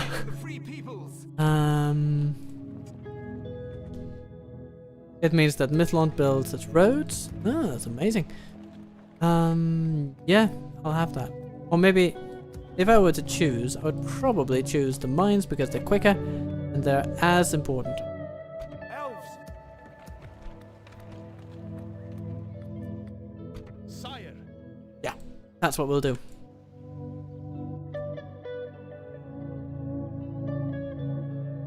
Lovely. Yes, my lord. You have a proposition?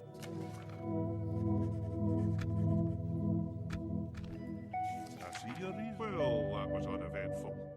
By the light of Elrohir, have a taste of my blade. Sire! And then about this. Go to this. Get me, you coward. By the light of Elrohir. Okay, here's what we'll do. I think we'll sally out against them. We'll choose to bring Canithrodon into the fight. And then Branduf, you're gonna have the fight of your life on your hands. Wipe the blight from this land. This is gonna be the trickiest fight so far.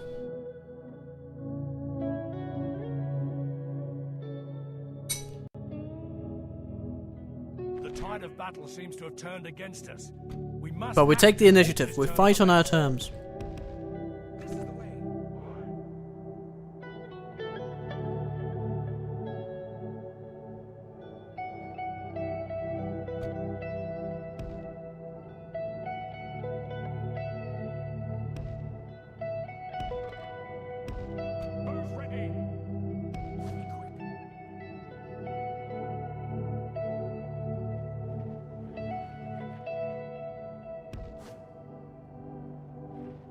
First, we harass those pikes out of existence. That's going to be step one.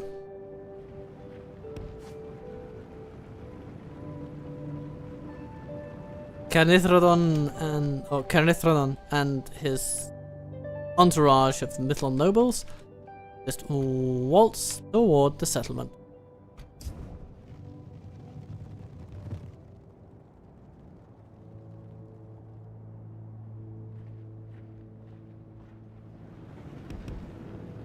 Get a bit closer before you start shooting.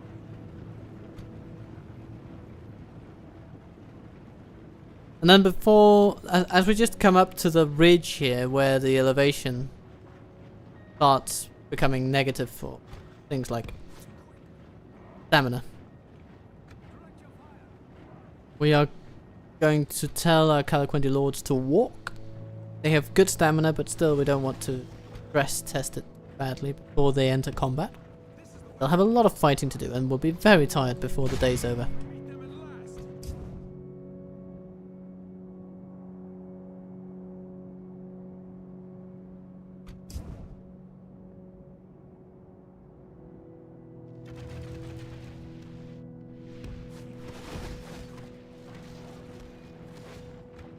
So far so good.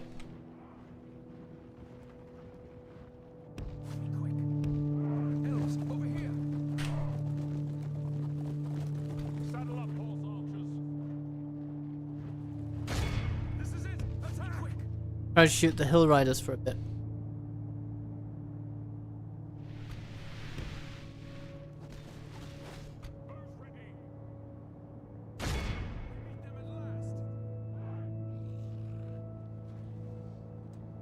It seems that they don't really mind. We're under attack. Okay, now they mind.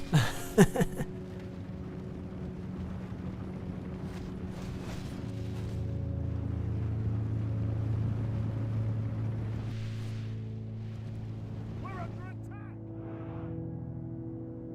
Be quick.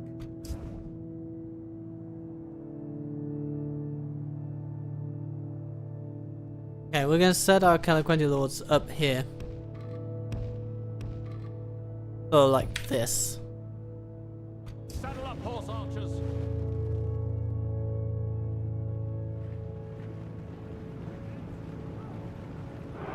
Ooh, only 2 left of their cavalry. Interesting. Continue waltzing upwards. Eventually, these guys will open themselves up to a nifty little charge to finish them off.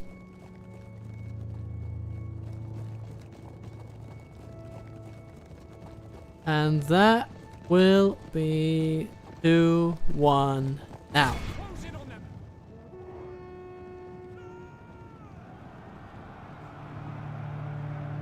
Who's ready? No? Come on, attack them. Before you get attacked. Bugger. Okay. Some strange cosmic entity has kept the Hill Riders intact. Sometimes the game is just...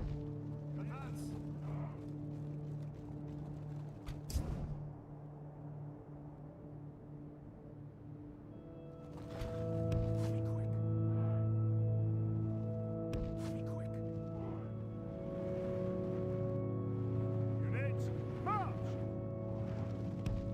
Elves, over here. Advance!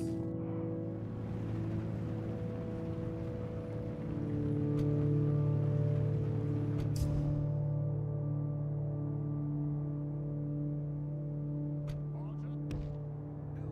here.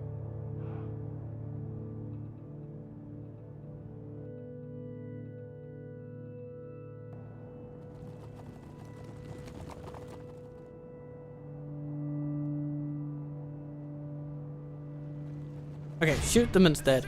Surely you can do that. Synchronously the boot. Yep, there you go. Advance! But that was not the general, actually.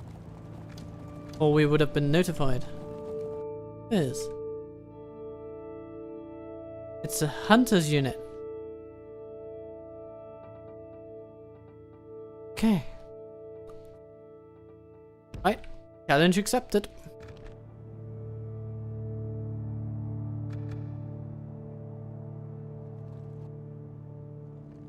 Direct your fire! Be quick! Advance! Hold your fire! We await your command. Be quick! Charge those hunters.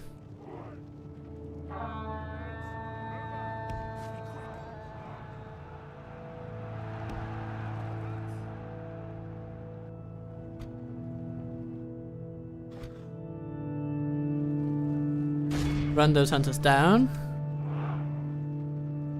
Then we go for the big one.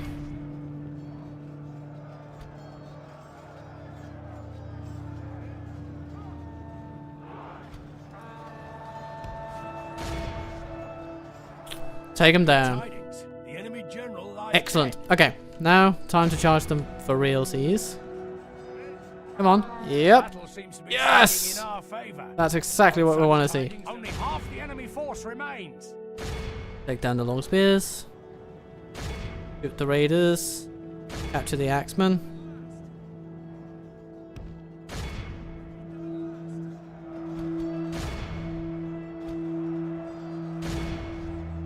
Charge those spearmen Our army is tiring. so we don't lose our second general. That would be, I mean, we would survive it, but it would be a real shame. We await your command. There's nothing we can do if we do lose him, but we want to make sure we don't. Who's ready? Be quick!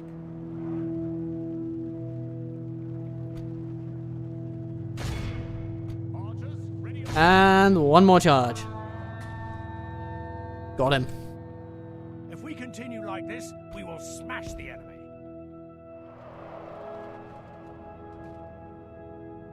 Move ready. Our troops are tired, but we've managed to do good. Is there a single...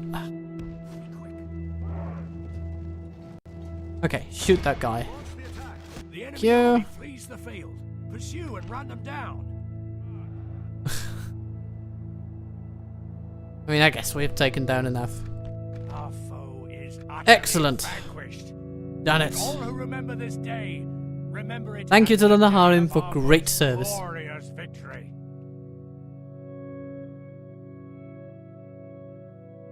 Hmm.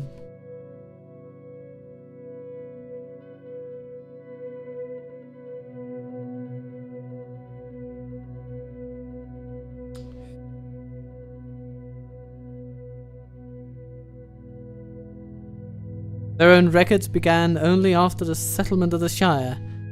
Their most ancient legends hardly looked further back than their wandering days. It is clear nonetheless from these legends and from the evidence of their peculiar words and customs that, like many other folks, hobbits had a time when they dwelt in the upper vales of the Anduin, between the eaves of the greenwood of the Great and the Misty Mountain. Why they later undertook hard and perilous crossing of the mountains into Erohir is no longer certain. Their own accounts speak of the multiplying of men in the land and of a shadow that fell on the forest, so that it became darkened, and its new name was Mirkwood.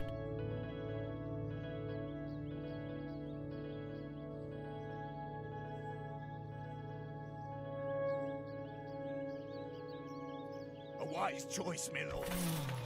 We must defend these lands. Come, my brothers. Sire.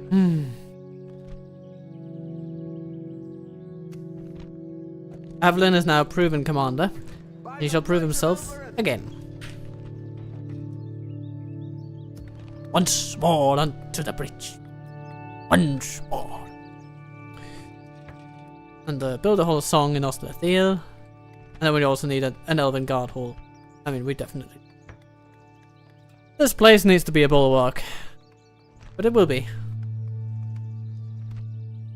Elves, put them down. Its end draws near. DaC still just stands there, Come, my brothers. clearly puzzled for what to do. I think that's a fine place for him to...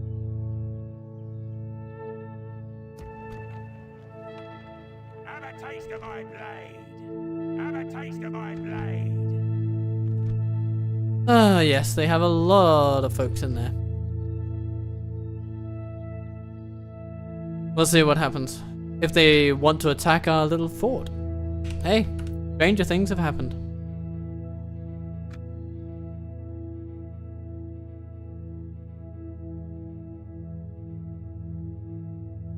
Before the crossing of the mountains, the hobbits had already become divided into three somewhat different breeds: Harfoots, Stoors, and Falahides. The Harfoots were browner of skin, smaller and shorter, and they were beardless and bootless. Their hands and feet were neat and nimble, and they preferred highlands and hillsides.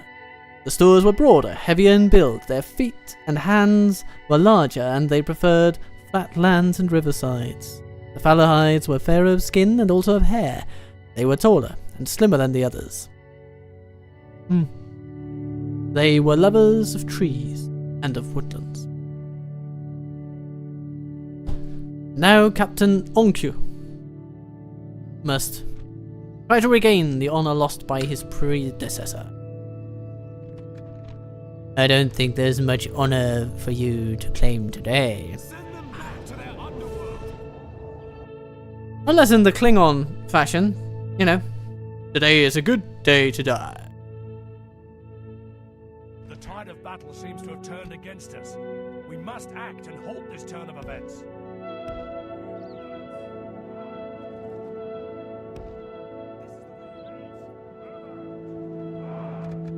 Come at me, Dunland. Or I'll start raiding again.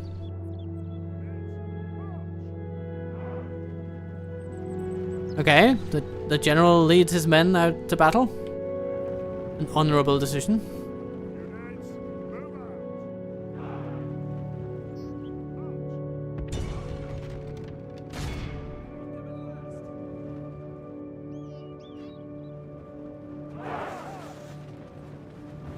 An honorable decision for which he shall be severely punished.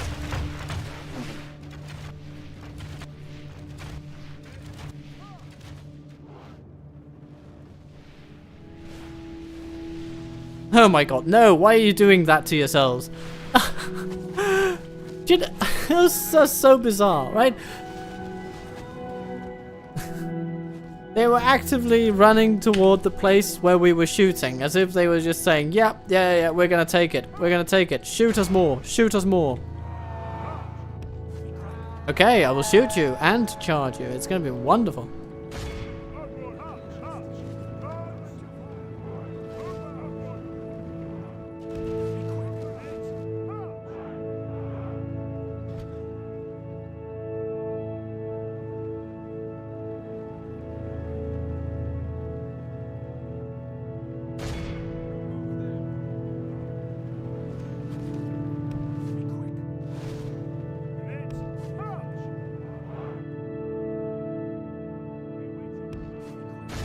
And we run in for the kill.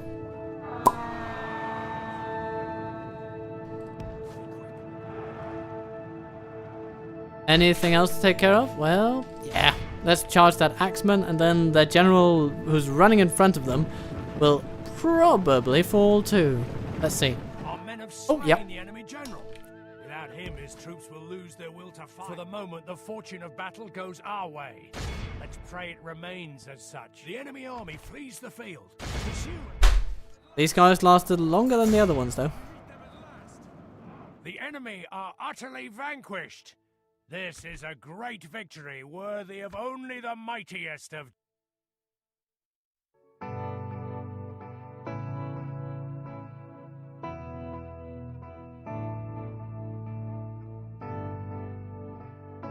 The Harfords had much to do with dwarves in ancient times, and long lived in the foothills of the mountains. They moved westward early and roamed over Eriador as far as Weathertup, while others were still in Wilderland. They were the most normal and representative variety of hobbit, and by far the most numerous. They were the most inclined to settle in one place, and longest preserved in their ancestral habit of living in tunnels and holes.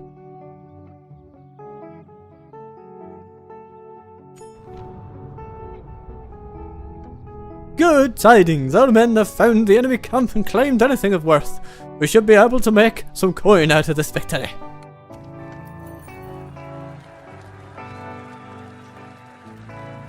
Bladesmith Guild and another one? I will consider that.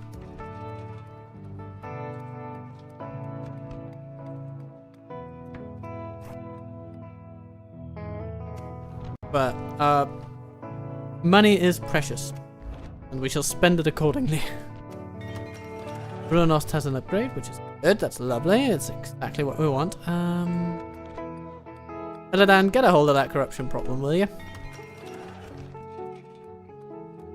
Natheel got its Hall of Song. Good. My lord. Number of elves here is becoming very satisfactory. Avalon is free upkeep in that fort, so maybe that's where we want him. The enemy will probably underestimate him more often than not. Like the wind. We could also be really sneaky about this and besiege Byrig. They will have troops in there, and too many for us to handle perhaps, but we'll just do some hit and run attacks and wear them down and annoy the living daylights out of them, and thus keep them out of Osnathil for a good long while. And if we manage to take Byrig, then that loses the Dunlendings an important settlement for recruitment and also for economy. So that'll really hurt them. And their ability to project power anywhere, be it us or the end of the way. Yes, my lord. We shall listen to your proposal, but do good day to you. Yeah, they're not in the mood for talking, so we should be playing hardball, it seems. Follow me. Over here, elves. At ease. Meanwhile, the Breland Industrial Complex is pumping so much into military that it's not funny, and they're all gathering at Michael Delving. All led by Hobbit Captain Alf. Hail and well met, noble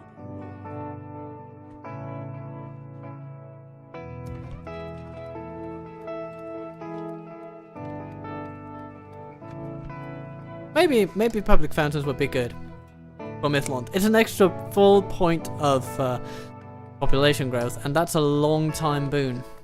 We will find very, very, and that's more convincing to me than a few weapon upgrades and on the road, because we can't even train anything there at the moment. But poor. We might never train anything there. My lord. Spy over here. We should probably send him. No, okay. My lord. We take our spy from Osnathil, and we're going to use him to just have a look and see what's around here. Bugger. Okay, we're not going to do that because he died.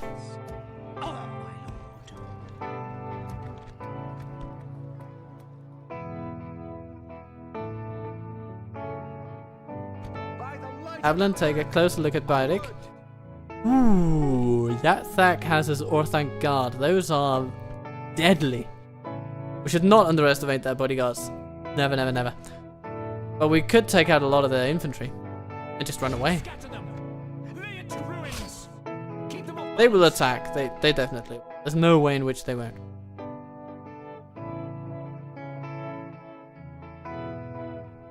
No time to haver. I'm on duty. I'm on duty. No time to haver. I'm on duty. Your order. Yes, yes, my lord. What can I do for you? Alliance, please. I was almost able to say Okay. farewell.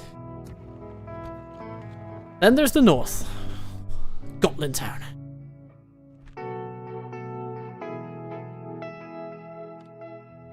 I think we can take them. I think we can.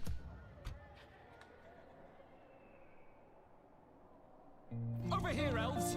I'm gonna stick. They need a heck of a lot of good troops in order to beat us. Not just a lot of troops, a lot of good ones. And I don't think they have it. This guy is a good commander, and being the faction leader, he's going to hold his army together very well. But if we can just kill him, the entire plan they might have just falls apart. Let's see what they have. Yeah, this is not the kind of army that would inspire confidence or terror. I mean, maybe if you're a band of roaming hobbits, it might inspire quite a bit of terror because there are many goblins, but face facts here, my friends, you are not going to be measuring up to the majesty of the Elves today. Put an end to this evil.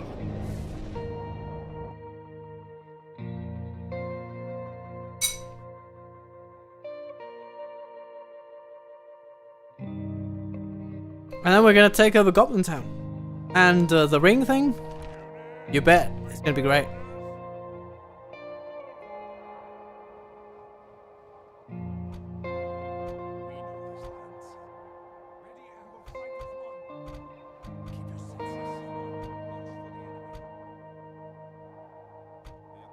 So here's what we're going to do. Gonna put Elrond over there. He's going to shoot a little bit. Later on he'll be more of a melee unit. I'll take our archers, plonk him up here. We might even send them up here. That'll be good.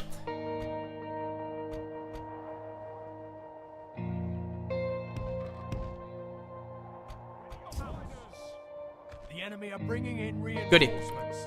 Team 1. Over there. 2. Over there. Man your riders. Go with them. Gilgalad's company. You will be shooting the bodyguards. The closest ones.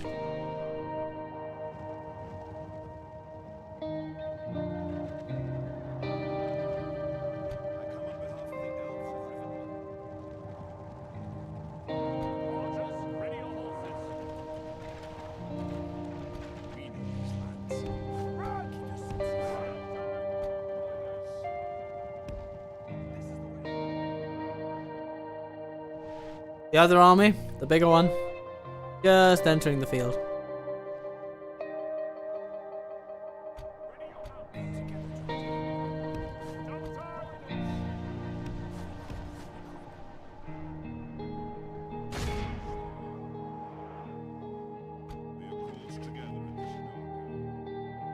Okay, team 3, you're gonna run up here. The tide of battle seems to have turned against us. We must We're gonna act and eliminate turn their ability to flank us.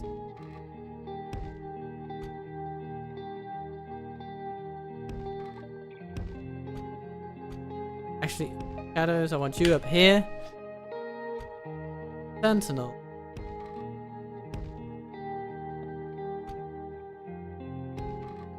Lindar bows.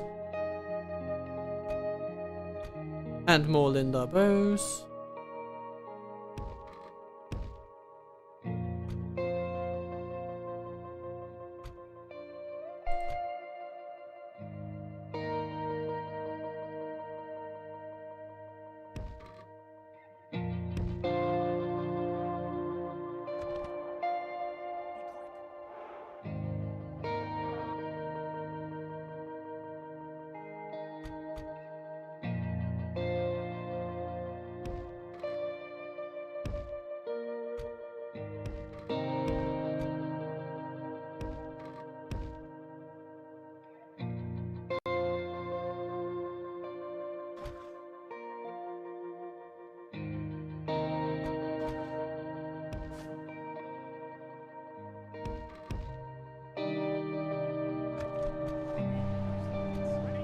Ah, that's not gonna kill anything.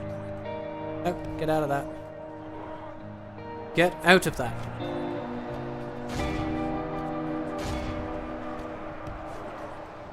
The chieftain countercharges, as he would.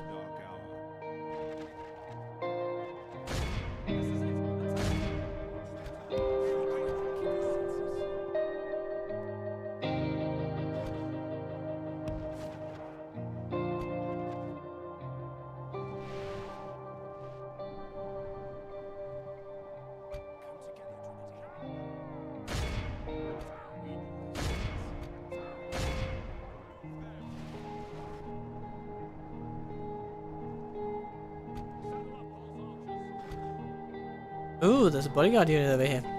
Yep. Charge them. Charge them down in melee. Then grab the rangers. Hack them.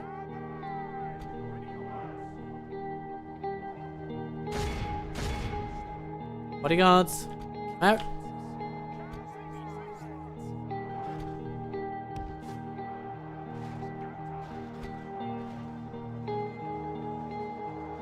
Decent charge. That bodyguard's fleeing.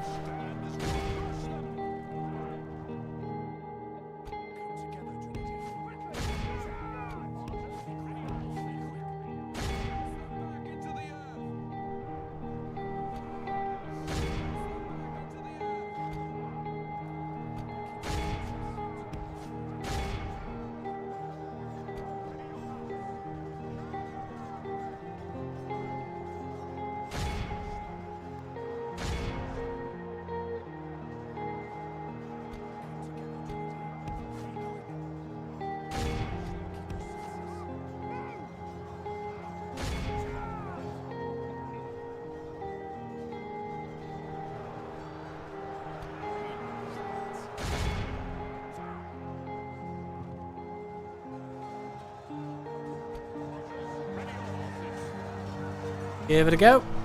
Yes, that's what we're looking for.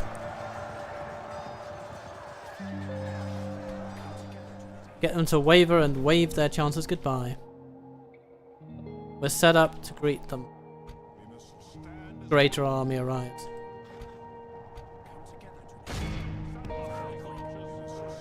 At this point, Erohir will make his way over here. And right there. It's just warmed up. Our men have slain the enemy general. Without him, his troops will behold how our cowardly foe Excellent. runs. It's time to press the attack.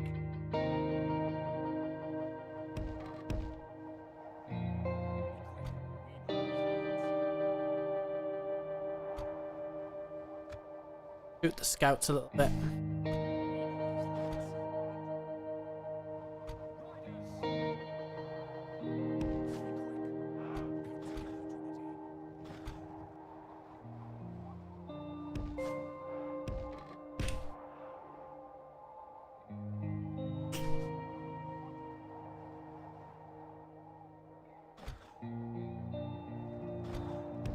Elladan, see if you can protect the dear leader Elrond from Warg scouts.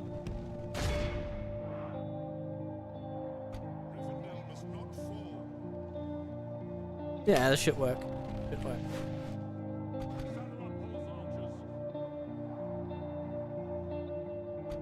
Stand as one. We know these lands.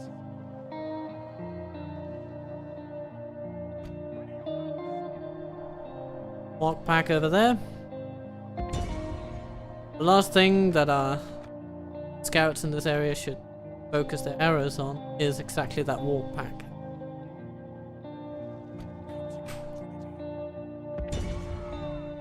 It's a pretty effective way of reducing the impact on the battle.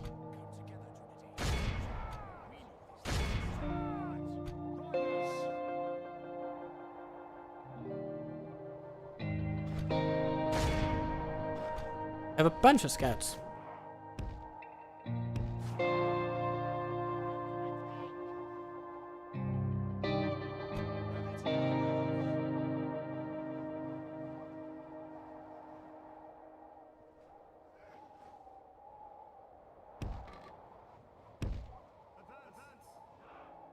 We'll protect these lands. We will defend the Elven lands. Don't pay attention. This is the way.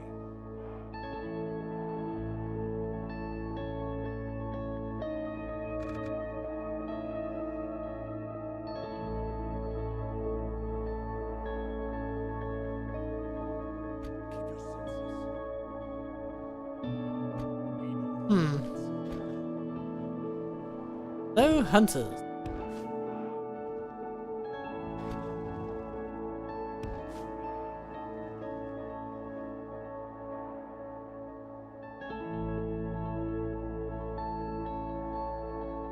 We killed a few of the wargs, but not too many. But we did injure a lot of them, it seems. You look at them. That's also good. The fact that they won't take 2 or 3 hits per archer that fires them, but maybe 1, that's always very handy.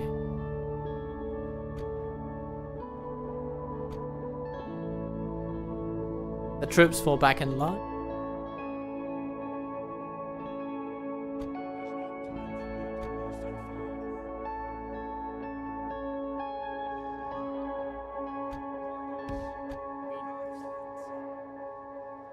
Goblin archers.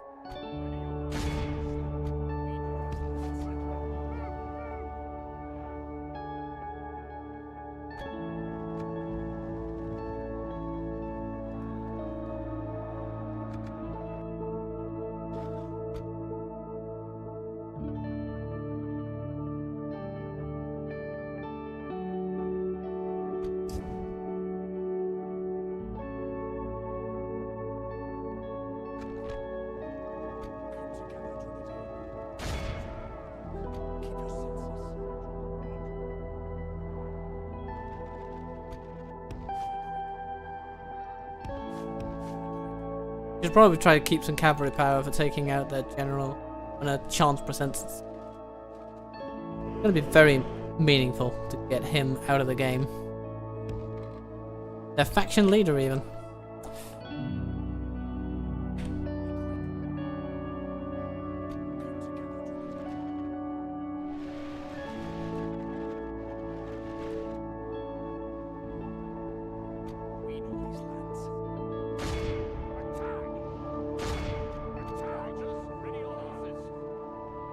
Another walk pack.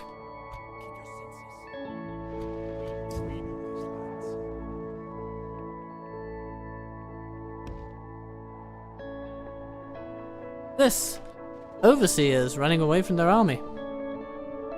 Okay, I like that.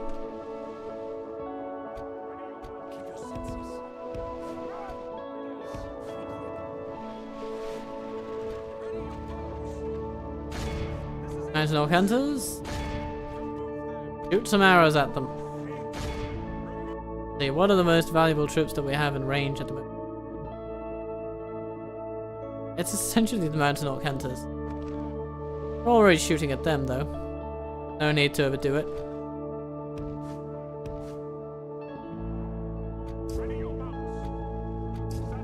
Nope. Don't take that fight. Let the Dûm-founded do it. And then come around. And do it yourselves on your own terms. You guys have been f***ing the orcs back. Don't like that. Don't like that. Not good. For anybody.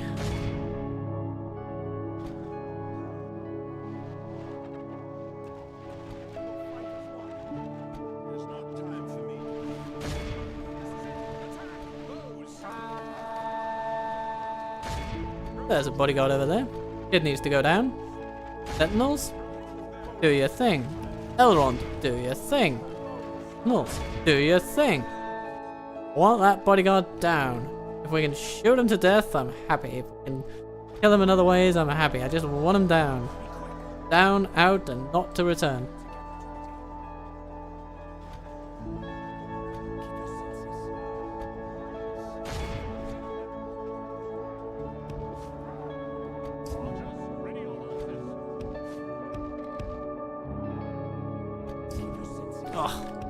Our Dûm-founded were not equipped for this kind of fighting.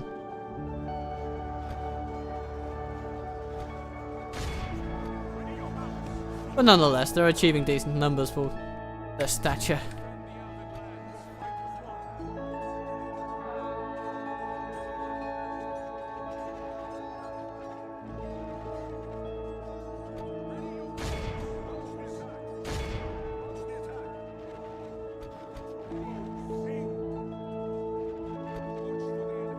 Warg pack coming in. Charge. Only half the enemy force remains. We need to countercharge them, and that's what we do. Hold your fire. Slice them up if you can. Hurt a little bit, but you're okay. For the most part.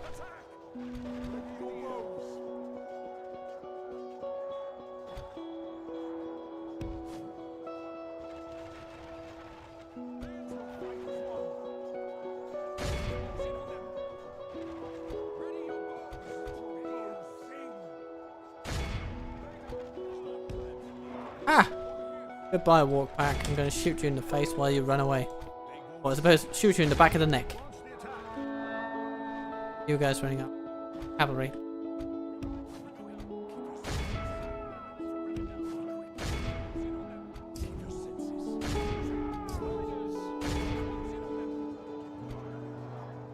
The battle seems to be swinging. Our men have slain the enemy. Yes! A worthy enemy, but no less The Golden dead Company for have that. succeeded! We must press our advantage. This moment, this whole battle changes.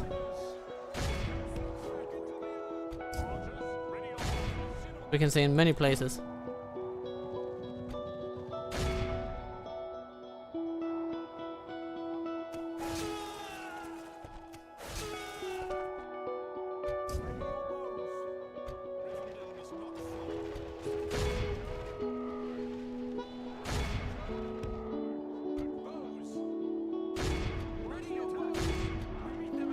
Golden Company, what are you doing?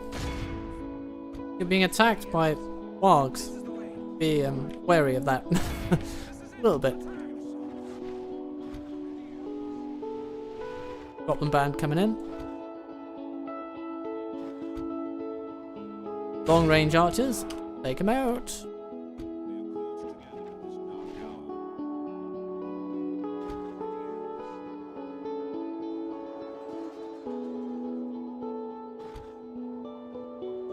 Ooh, that stings a little bit. But unprepared for that. I was unprepared for that. Bad play on my part. My attention was required elsewhere.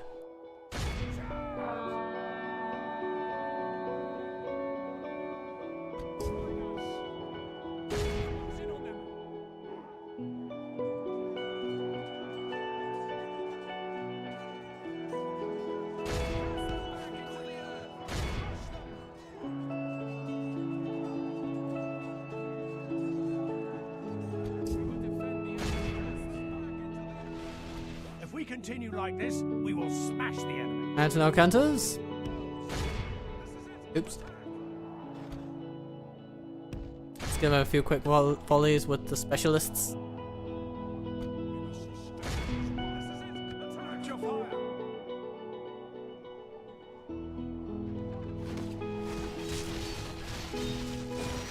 An elven arrow volley is a thing of beauty. Another one. That'll probably deter them. Though they are buoyed by that charge. Okay. If that's how they want it, they'll get it.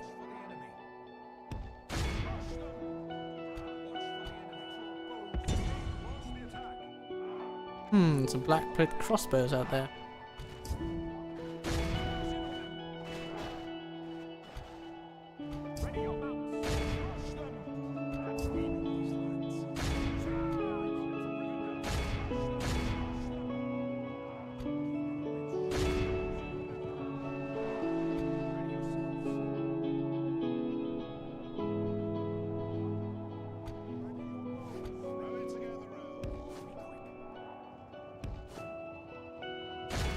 Oh, they're coming this way.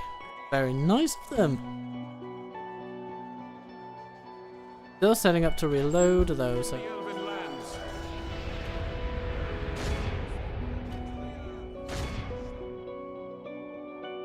This won't happen soon enough to save them from the Lindar bowmen charging toward them from two sides. Oh, yeah, and some Dûm-founded.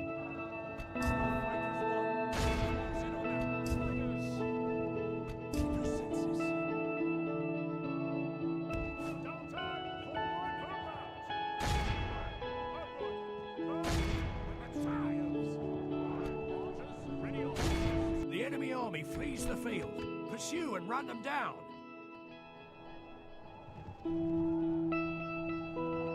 A good victory. A good victory. Not without its sacrifices, but especially in the Dûm-founded department. Which is tolerable. It is tolerable.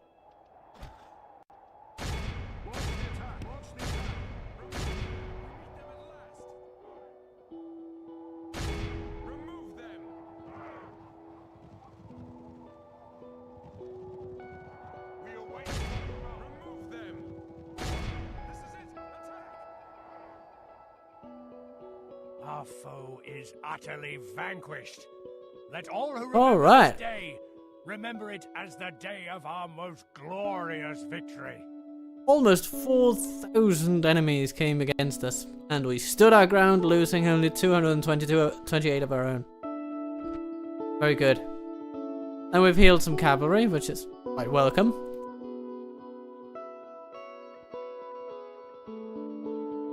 I think we can be very, very satisfied with this outcome.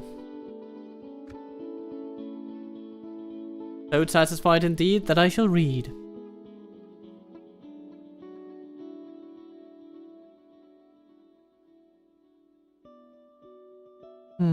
The stowers lingered long by the banks of the great river Anduin, and were less shy of men. They came west after the Harfords, and followed the course of the loud water southwards. There were many of them, long dwelled between Tharbad, the borders of Dunland, before they moved north again.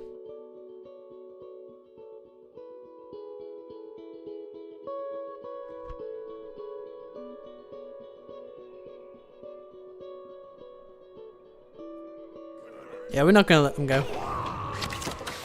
We've come to take Goblin Town, and we will insist on our prize. We protect the elven lands.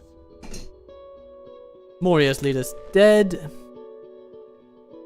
Come, my brothers. And there goes Goblin Town. We must defend these lands. Now, here's the question. Okay, our High Lord Erohir could actually feasibly take up the rings. Good. And Elrond has 1, 2, 3, 7. But not 8. Crucially, not 8 bits of retinue. Ooh. So, yeah. We're gonna be okay. 2 gold coins of projected profits! 2 gold coins of profit. Alright, I'll take that game. I'll take it.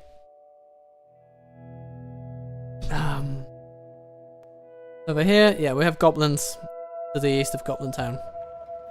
A little sad, but what it is. My friend, please send an emissary to open negotiations. Now, where will the actual goblins go? Will they will they try to go south via Isengard? Via the Gap of Rohan? A good question. I do not know personally. My lord.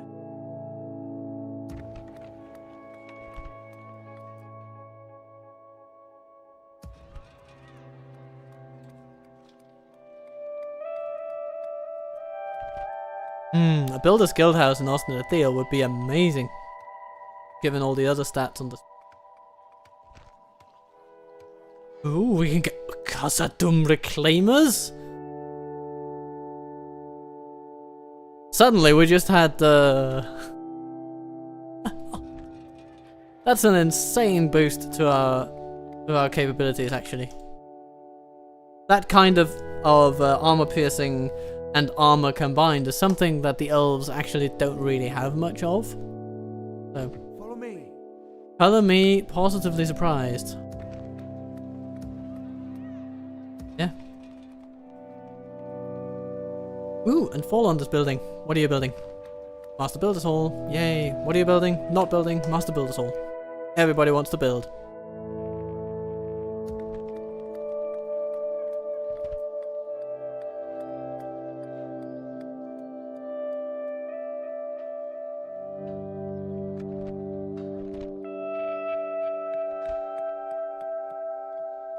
I think the Advarin camp is cheap enough for us to just invest in it right away. Maybe we should even build that first to get the Naharim training here. That would be good. That would be very good against the Dunlendings. But there are more troops to be had with the guard hall. Quantity. And some good quality as well. I mean, with the Rangers and the Riders. Yeah, it's basically the same but more. I think we're going to start with this one. We are going to start with this one. Okay. Yeah, next turn I think. We're going to do. We protect the elven lands. Stay in the trees.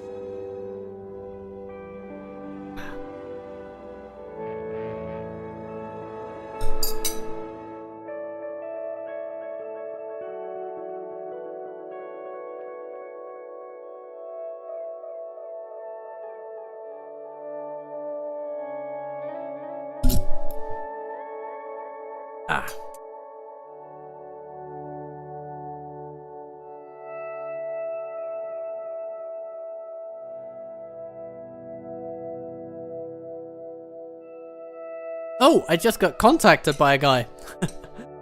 I just got contacted by a guy, and you need not necessarily care, but basically it's a guy who wants to hire me for guitar work. So that's interesting. Making a bachata album. A bachata, that's a Argentinian, South American genre of cool, groovy music. Anyway. So, let's see what we're facing here. The Dunlendings are not calling in additional help, so we're just facing off Yakthak and Tremak, as well as the host of nobodies. We'll try to make as much of a dent in their host of nobodies as possible. I don't think we can take Yakthak out. That's not feasible. But Evil must not we can be damage his allowed to army. triumph this day. And potentially keep them from amassing another army too soon. Our foes appear to be gaining the upper hand in this battle. Oh, that's very close to the wall. Get away from that, Ablin. Get away.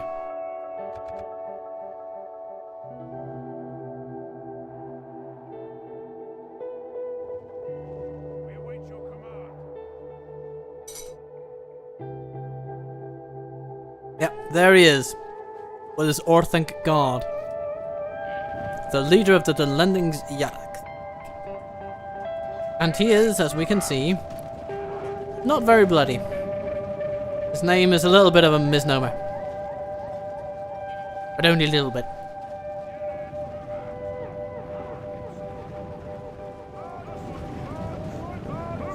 And off they go.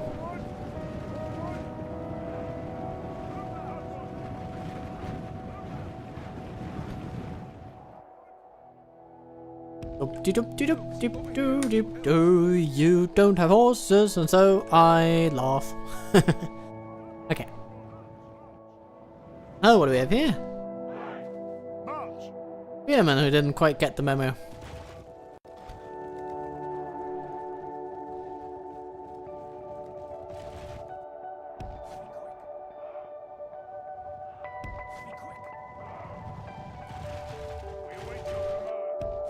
Or thank God are loading their weapons. Don't want them to do that for too long, because then they do nasty things to us. But if we can keep them at a certain distance, they'll be pretty inaccurate.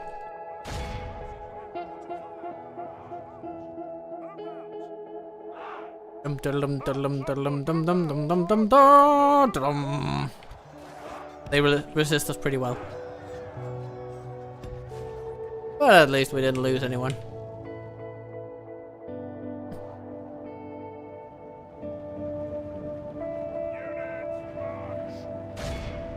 Shooting Brennan's guard? That could actually be good. We can take out a general. Not necessarily the general, but a general. And a general is better than no general.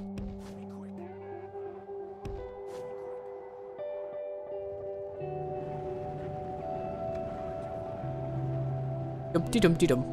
Come this way, lose your men. Come this way, everyone. Don't you know, I'm your friend. Come this way, lose your men. Ooh, axeman on the flank. Axeman on the flank. I will take advantage of that. Wahee! Da-da-da-da-da, schmack. Okay. Oh, that's slightly compromised as positions go. Get through it. We'll get through it, everybody. Still yet to lose a single man. Sorry, elf.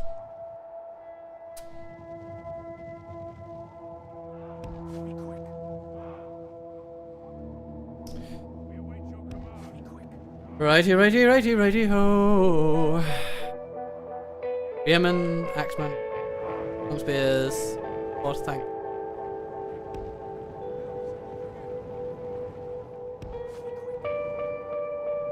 But they did manage to shoot a few of us. Your thank God are good. Are good. Saddle up, horse archers.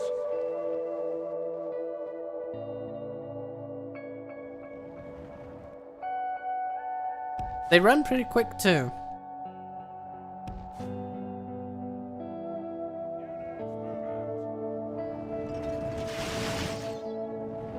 Ah, baited them into delaying themselves. Good.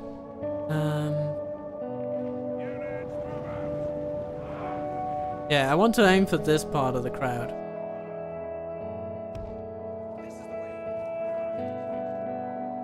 But this is also promising. It's their little spearman group. They'll probably be tired by now. I wonder what we can do with that information. Could be something along the lines of charging them on and exploiting their lack of stamina, and thus their inability to effectively resist charges.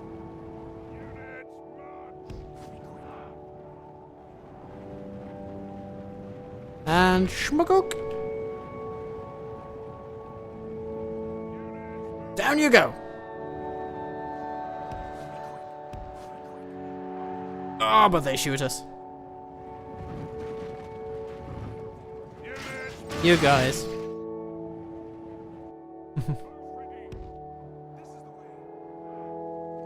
We're now starting to pay a little bit. It's hard to pry them away from the Orthanc Guard.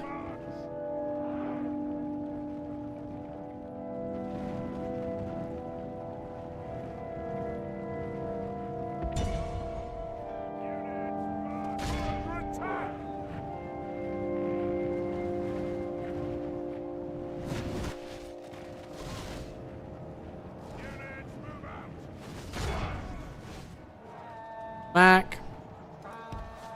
Retreat back. Take a shot if we need to, but... Ow! Yeah, the Orthanc Guard. So good. It's a good unit. It's a great counter to what we do. But even so, I think we've done a decent job so far. We need to retreat. Where do we go? Through them. Okay, we'll need to make some changes here.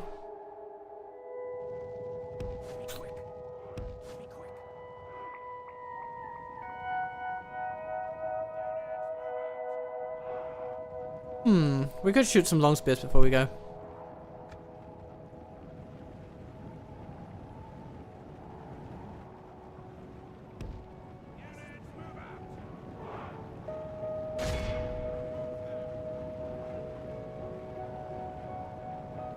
Ah, there we go. We didn't shoot anyone.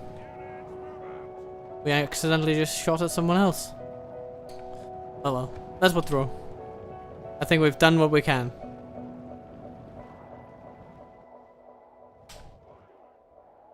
And to be fair, I think we've done a lot.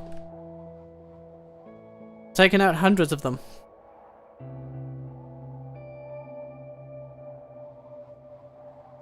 They lie strewn across the field.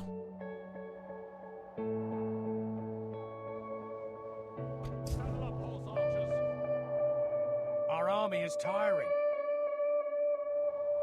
And that was the first siege of Beirig. Not much to write home about. Stinging defeat today. It's okay.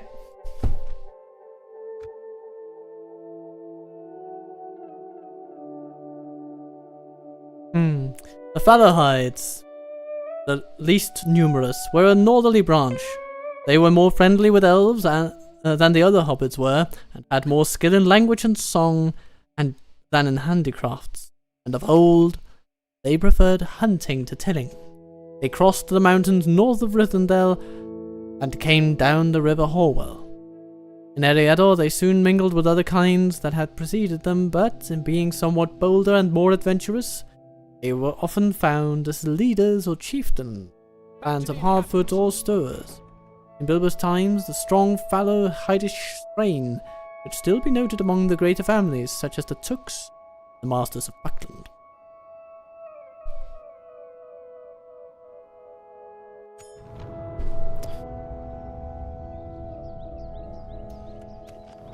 The caverns are emptied. Broken and battered, the orcs of the Misty Mountains have suffered defeat after defeat on all sides. Beset by their enemies, their forces lie a mere fraction of what they once were. With less and less mountain holdings to seek refuge in, the orcs of the Misty Mountains call up all from the lowliest of Snagger to the mightiest cave troll. These forces answer the call to arms and seek to stop all who purge the goblins from their mountain holdings, or die trying.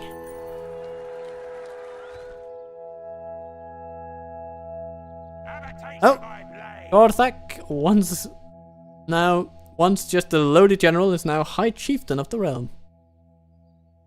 I would just get him to, I don't know, invade Dunland or something. They've done it often enough. Your orders. I cannot do that. Have a proposition? No. Well, that was uneventful. Good day. What might be getting Goblin Town? Seems that there are no special recruitment buildings, but of course, I mean, it is going to be a profitable settlement from the mining and the trading that we can do. There's a wild breeder we can just pillage for parts. Ruler's Hall, similar. Practice range, similar.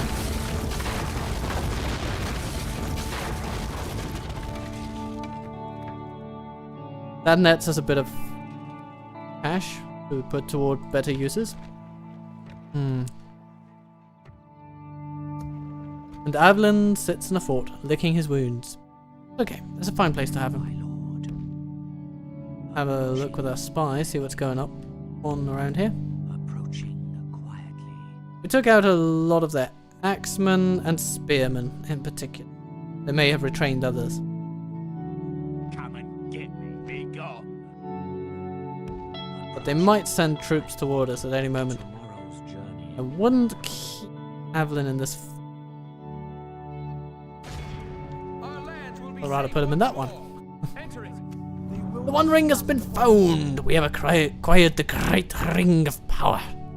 The One Ring bestows immense power on those with a will strong enough to make use of it, but also carries ruin and great danger with it. The White Council will hopefully offer some guidance to us soon. The Rangers flourish. Well, that's good to hear. Alright, so is it our High Lord who has the ring? Looks like it. Nope. It is Elrond. Elrond himself carries the ring. Oh my. Your will, my lord. Shall it then be he who takes armies and leads them to victories innumerable? Elves! Sire!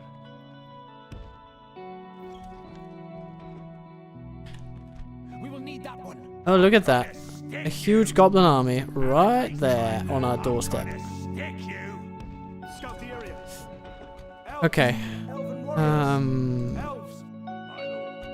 For the light! Then we should perhaps not just prance away with our entire army, lest we are prepared to lose Goblin Town entirely.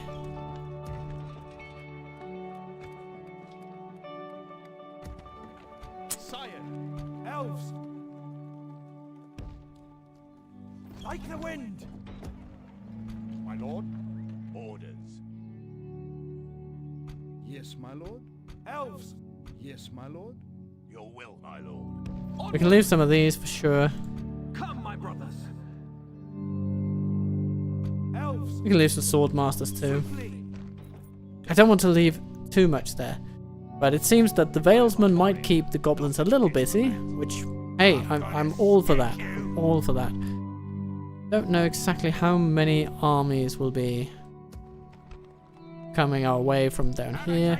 And Korthak seems to just have lost his will to live and he's just sunk into a depression or something. So poor him.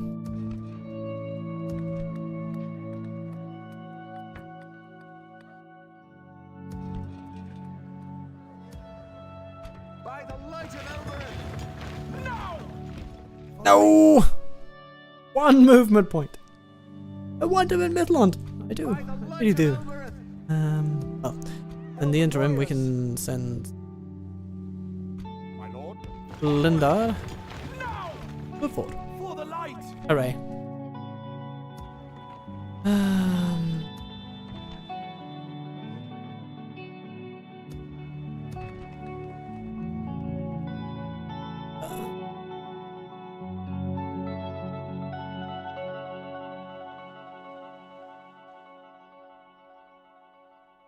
I feel like I should try. At least try. Best be worth No. until Ceasefire with the lendings is completely unworkable. Yes, I shall continue tomorrow. Tomorrow's journey planned out.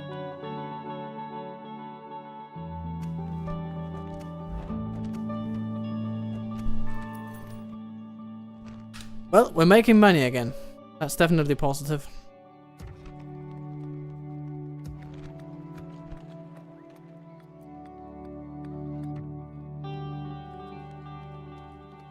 If we can cease-fire the goblins now, then I'd be pretty happy, I suppose. I'm on duty. Wait. Sorry, my lord. I'm no diplomat. Can't even target our diplomat here, but yeah. Whatever he'll do next turn.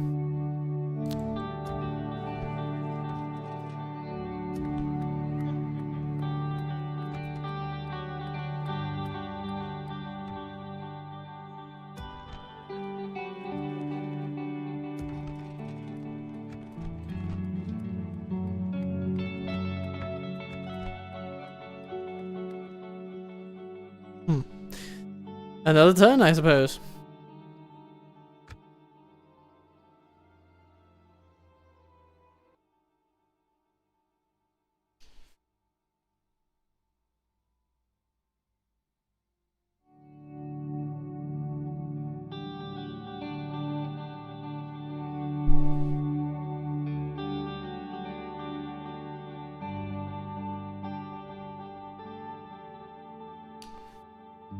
In the westlands of Eriador, between the Misty Mountains and the Mountains of Lune, the hobbits found both men and elves.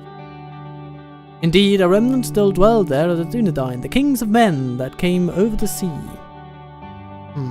Out of Westerness.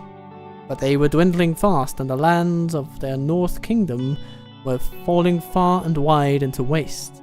There was room and to spare for incomers.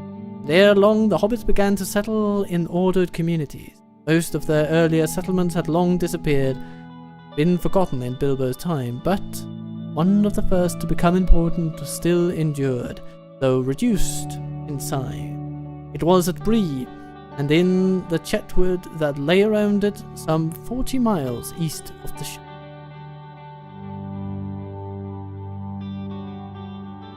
Somebody's taken Kenneth Bryn. Who's that?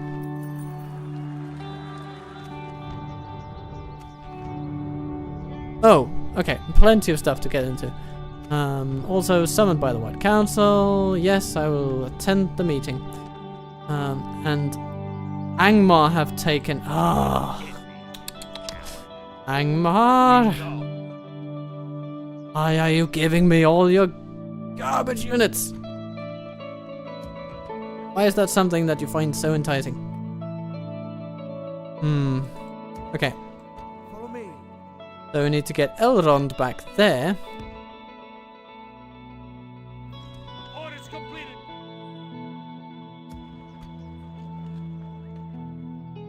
Come and Very clear. Swiftly. Okay, we'll have to eat the losses of having our troops back in Goblin Town, because I don't want to lose it. It's a valuable settlement. And I don't want to lose High Lord Orthar. This leaving Goblin Town is unfeasible. Request accepted. Okay.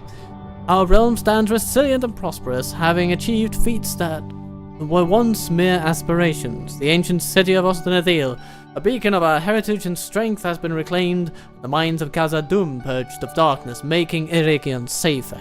Yet, amidst these triumphs, a looming dilemma casts a shadow over us.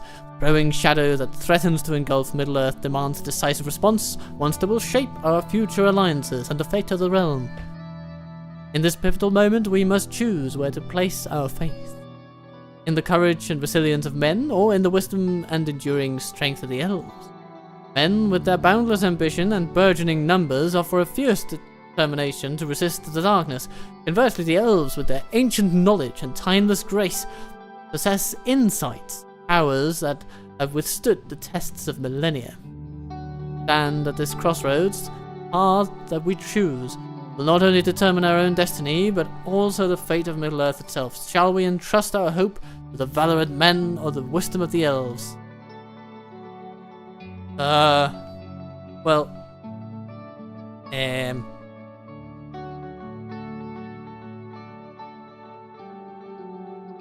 This feels like a bit of a loaded choice, right? Because we are the elves in this roleplay scenario, right? We are the elves. So that would essentially say, you know, so choosing to put our faith mostly in men was kind of be a little bit self-defeatist. I think I'm gonna accept and put our faith in elves. I may come to regret this decision, but that's what I'm doing. I don't know the significance of this, but we will soon enough, I suppose. And let's just do a quick little save thing.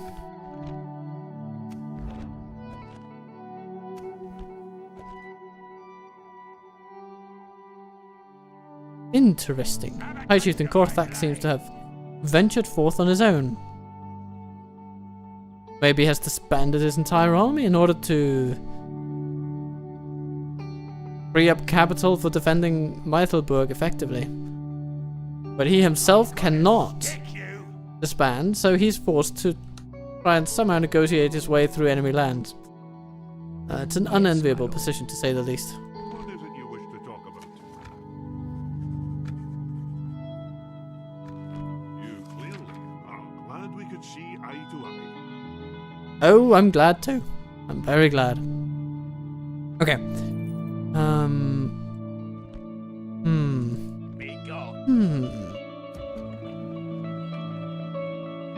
I will only address you in battle. Let's have a look at this Comran.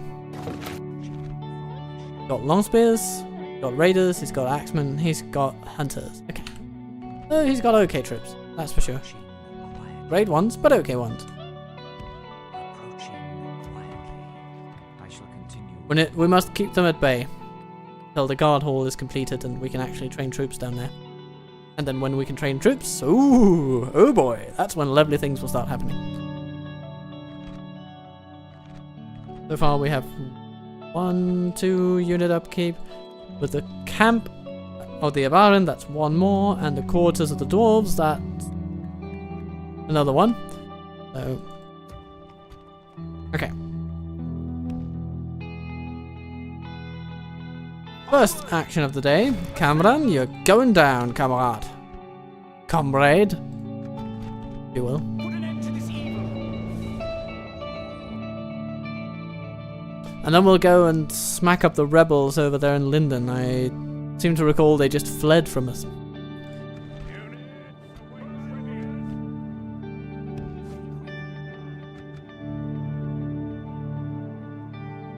Since these guys are numerically superior, they will try to just take us on aggressively instead of defensively.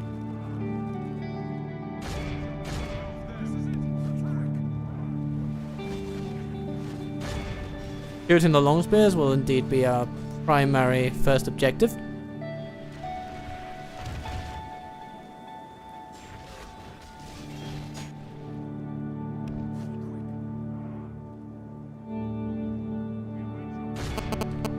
Oh my god.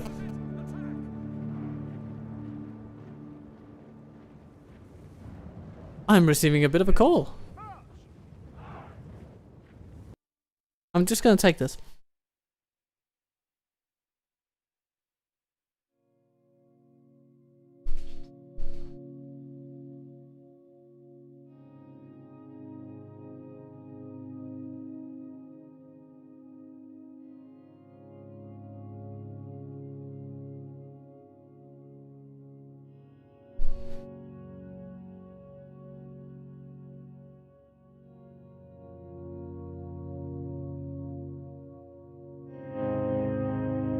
Right, okay. A well-meaning charity, but it's an inconvenient time. So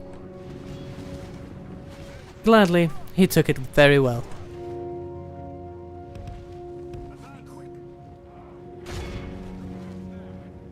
Alright, no more arrows for us. Which is their general again? Axeman. Okay, yep, I can deal with that. First, we'll take out the hunters. We'll run a little afield. And smacky! Schmunk. Okay. A little heavy on the men, but okay. Smack.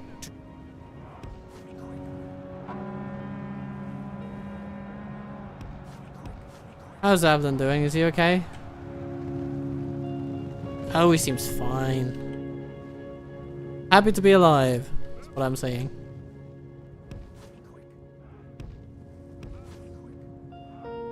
We'll just rush them a bit. Run them a bit tired and then we'll resume. Raiders coming there, hunters coming there. Okay, well let's start with the raiders then. Whee! The enemy are badly bloodied.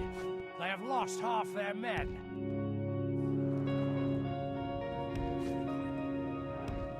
Elves, over here. Elves, over here. We await your command. Boom!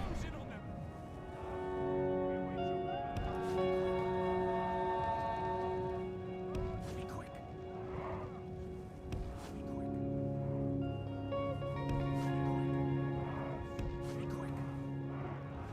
Be quick. And now we strike the hunters. No longer shall they be hunting us down.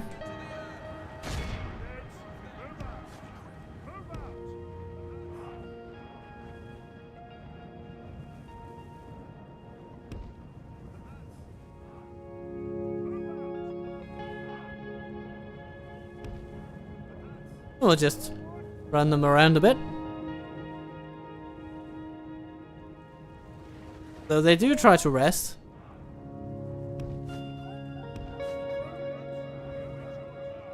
Ah, it's going to be an interesting one, this one. We're 2 units. No matter what the second one was, we could trap the unlendings, but not quite available to us. So the best we can do, try to pry them away from each other.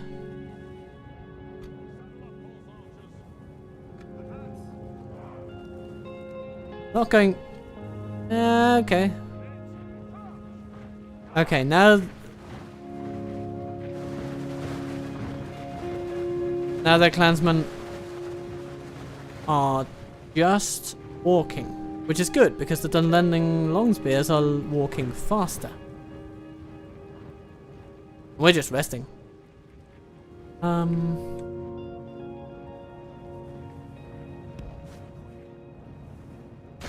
Aha! Ooh, that was a brutal one. From such tidings, the battle is very much in our favor. Didn't quite make it Will be ours. rout the entire unit in one charge, but close. Very close.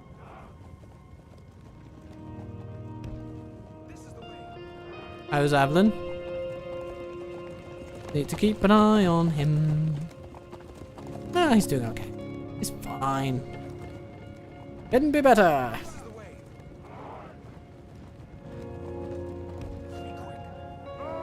forward! We await your command. Move out!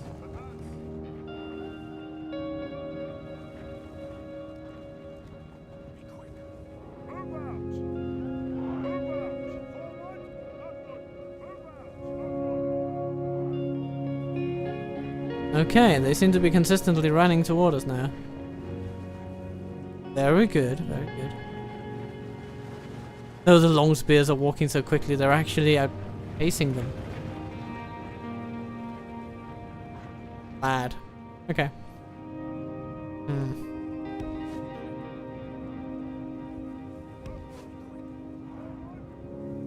We might struggle with the long spears, but if this is all that will remain of them, Our men have slain the enemy general. Without him, his troops Ouch. will lose their will to fight. Be quick. Be quick. Be quick. This is the way. these buggers will just keep facing us till they die. Which is a little unfortunate because we want them to, you know, die first.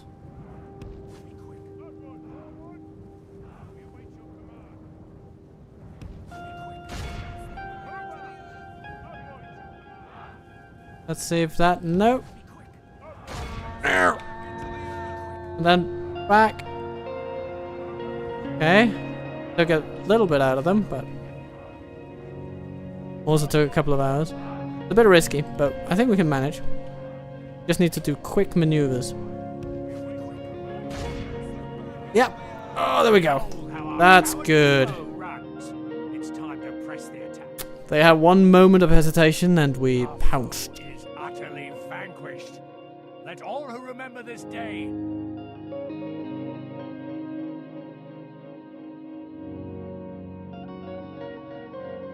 It was in these early days, doubtless, that the hobbits learned their letters and began to write after the manner of the Dúnedain, who had in their turn before learned the art from the elves. And in those days also, they forgot whatever languages they had used before and spoke ever after the common speech. The Westron was named. That was common through all the lands of kings from Arnor to Gondor, and about all the coasts of the sea from Belfalas to Lune. Stay in the trees. Yet they kept a few words of their own, well as their own names of months and days, great store of personal names.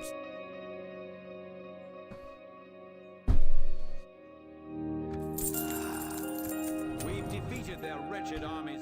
Come, my brothers. Come and coward. And then we bashed them some more. Like the wind. More long spears over there. Scatter them. A whole 166 of them. From this land. Ah. We'll do our best.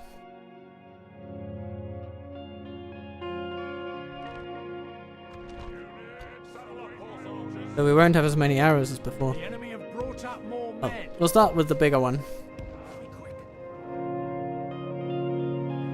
This time, the general is a long spear. Pikes. Pikes for generals. All the way.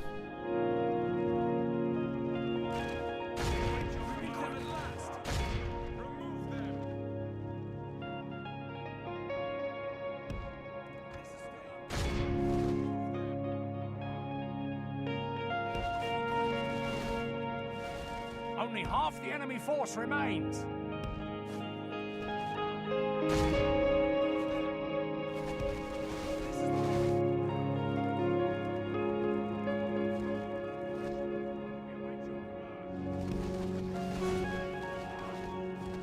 Okay. Good tidings. The enemy general lies dead. Okay, well. We took out one unit entirely. Next one, probably not.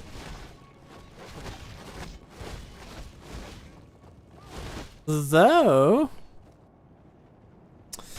to be fair, maybe we didn't have to take them all out. Let's take the hunter. Not going well. The battle is very much in our Sort of. favor. Victory will behold. Oh, they all run away. Cowardly Good. foe runs. It's time to press the attack. Thank you, Evelyn. Service is invaluable to our This is a cause. clear victory.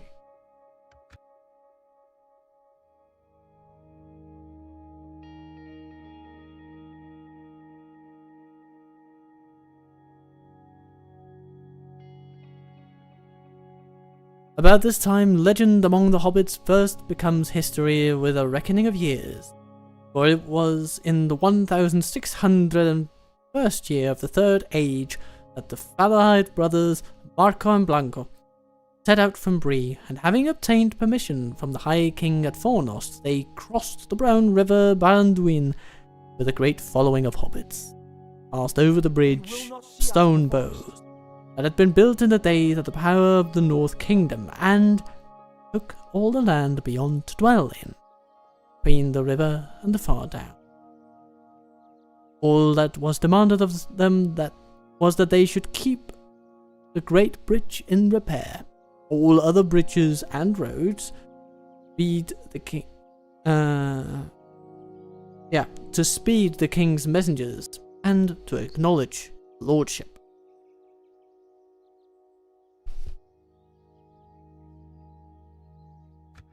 twice. And they take the ransom for the very same men yet again.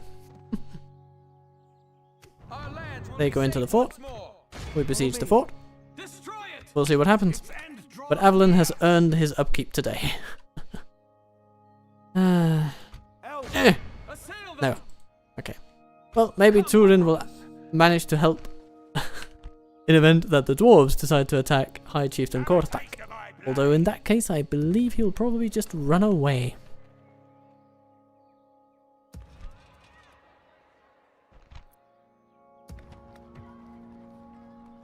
Imladris, you will need some sentinels, I feel.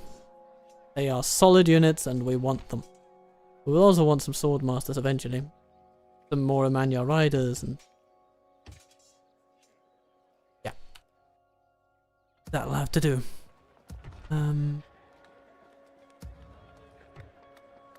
Elven Guard Hall. I am so looking forward to that one. I'm really looking forward to that. Yes, my lord. Let's say hello to some Without runic folk. question. There is something you wish to speak of? Yes, there is. 1354, the most lovingly crafted map you can ever imagine. Ah? Very well, very well. Oh, hello, Avari. Yes, we also want to say hello to them. Obviously we do. Impossible. We still have the Approaching their Winddown Forest, dignitary. and we still have this little swanky fort. Good. Yes, my lord. Without question. Oh no, and I still haven't taken Siduri. Yes. Stopping here. Oh, you guys. Tomorrow's journey planned out. Get it together! You're never gonna reach Erenborn that way. If you don't take it soon, we will. Elves, advance. Our land. I will only address you in battle.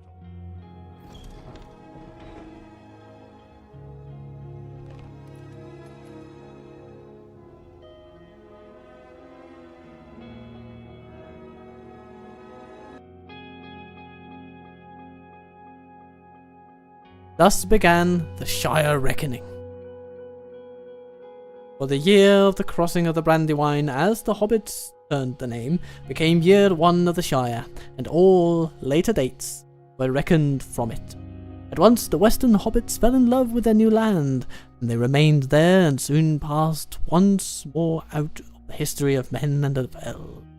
While there was still a king, they were in name his subjects, but while there was still a king, they were in name his subjects, but they were in fact ruled by their own chieftains and meddled not at all with events in the world outside.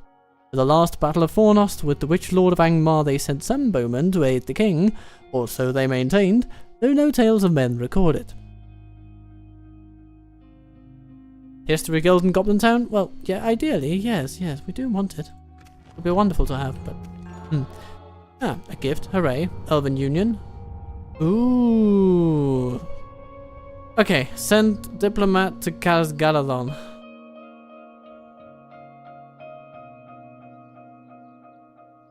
We must hold at least 10 regions. Okay, yeah.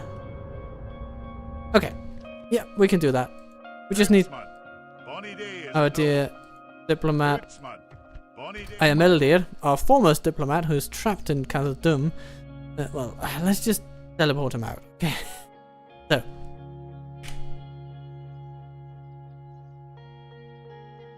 Boom. Then,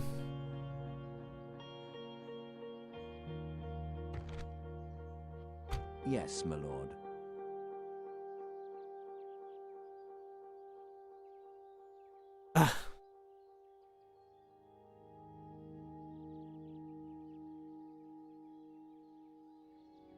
There we are. Okay. So, we're gonna say move character Alyameldir to 267.327. Has reached Lothlorien. Good. And now he is free. Free to move.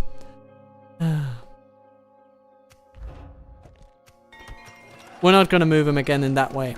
It's just because he wouldn't be able to move otherwise. And now we can train fine warriors in Ospinathil. So I think we should. With first emphasis on the sentinels because they are great in defense, I am certain of it. Oh, here comes Angmar as well. You'll have to contend with the prowess of Goblin Town. A fine little fortress. One hopes. If we could somehow get some siege equipment, that would be great, but I don't think this mod is actually allowing us to build that. Though I do love me some siege in a defensive settlement like that.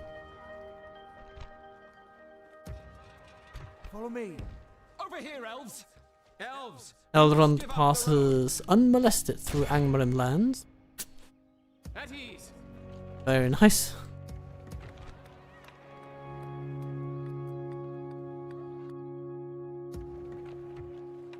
Come, my brothers. So perhaps the last battle of this episode Onward. There's the target. against these little bandits. Shouldn't be much of a problem. Leave none standing. The Dunlendings fled and hid themselves, for they were afraid of elvish folk. Apparently not afraid enough not to attack. But I shall hold no ground. Well, not too many anyway.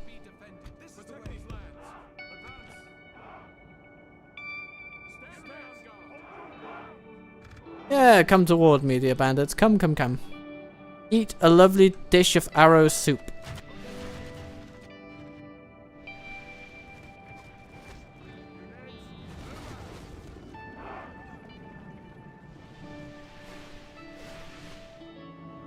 Swiss Elven Archerici.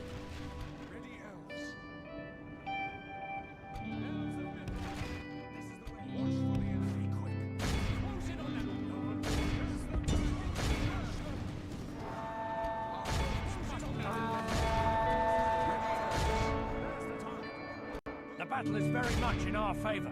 Victory will be ours. Only half the enemy force remains. Behold how our cowardly Excellent. This is a clear victory. A bit of experience, and life goes back to normal.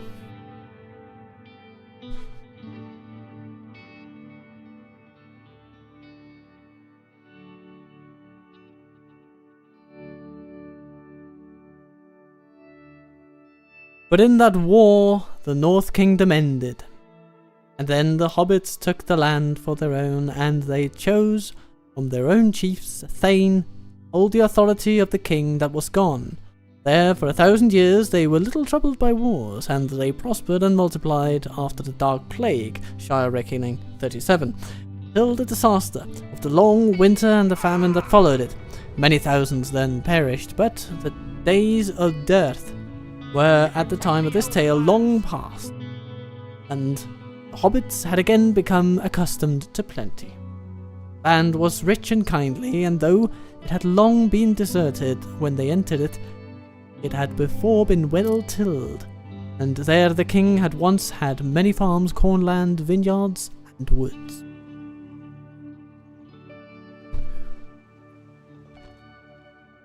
Elves. Come on. Conceal our movements.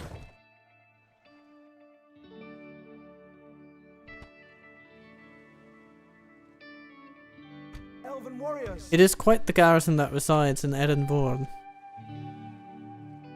So if we want to take it on, we'll probably need these 4 units as well. Plus the leadership of someone like Lord Virion. And here comes an Eredluin army. I would really like to not have to fight them, but it seems that we cannot be guaranteed against it. Yes, my lord. As you wish. Stopping here. Tomorrow's journey planned out. Yes, my lord. Maybe we should just send them to Mittelland. That'll also allow them to retrain for a bit. Ships ready. I'll rip off your We'll head. know if Balin means to attack us if he advances toward the watchtower. Beyond our borders. Or within our borders, actually. As for Goblin Town, well, let's have a look at the enemy at least. Scatter them. Yeah, not a great army, so if we can kill their chief units, like the wargs, then the general will die and the units will fall in line and run away. At least, that's the theory. But theories are, of course, dreadfully precious things that can perish at a mere sight of trouble. Have a taste of my Ooh, okay. Grand Army was not disbanded. It's just been standing there doing bugger all. Stick you. For reasons that I do not. And I don't think you do either. My lord, approaching quietly. Sire.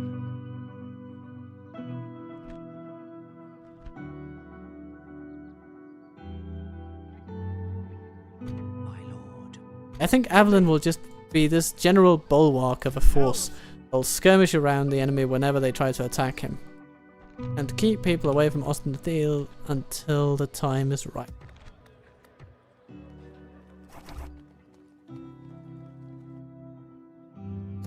Ostenthal? Yes. Start with the Manyar Cent. Then go for Swordmasters. It's already building a Navaran camp, and Dwarven quarters will follow shortly thereafter.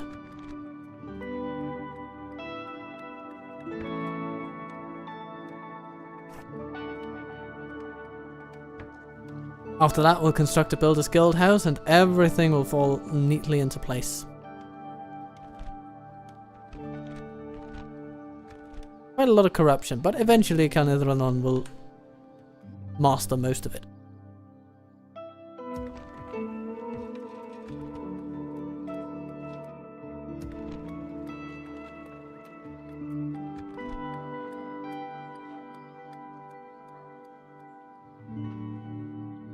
But I think on this turn 39,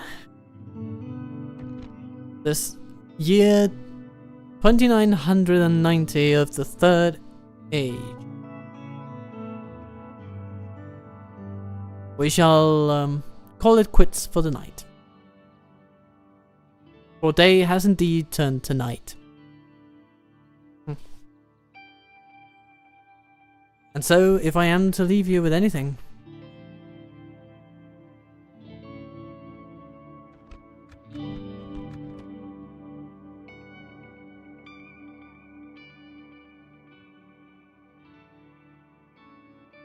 then it is probably see how much is left of the prologue, or the first part of it anyway. Okay, a few pages, but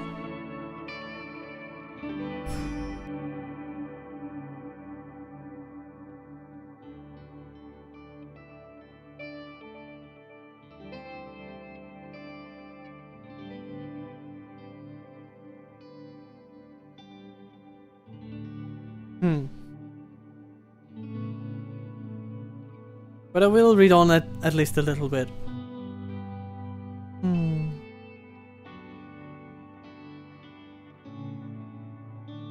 So, of the Shire, 40 leagues it stretched from the far downs to the Brandywine Bridge, 50 from the northern moors to the marshes in the south. Hobbits named it the Shire, as the region of the authority of their Thane, and a district of well-ordered business. And there, in that pleasant corner of the world, they plied their well-ordered business of living, and they heeded less and less the world outside where dark things moved, till they came to think that peace and plenty were the rule in Middle-earth, and the right of all sensible folk. They forgot or ignored what little they had ever known of the Guardians, and of the labours of those that made possible the long peace of the Shire. They were in fact sheltered, but they had ceased to remember it. At no time had hobbits of any kind been warlike, and they had never fought amongst themselves. In olden days they had, of course, been often obliged to fight to maintain themselves in a hard world, but in Bilbo's time that was a very ancient history. The last battle before this story opens, and indeed the only one that has ever been fought within the borders of the Shire, was beyond living memory, the Battle of Greenfields, Shire reckoning 1147, in which Bandobras routed an invasion of orcs. Even the weathers had grown milder, and the wolves that had once come ravening out of the north in bitter white winters were now only a grandfather's tale. Though there was still some store of weapons in the Shire, these were used mostly as trophies, hanging above hearths and on walls, or gathered into the museum of Michael Delving, the Matham House called. For anything that hobbits had no immediate use for, but were unwilling to throw away, they called a matham. Their dwellings were apt to become rather crowded with mathams, and many of the presents that passed from hand to hand were of that sort.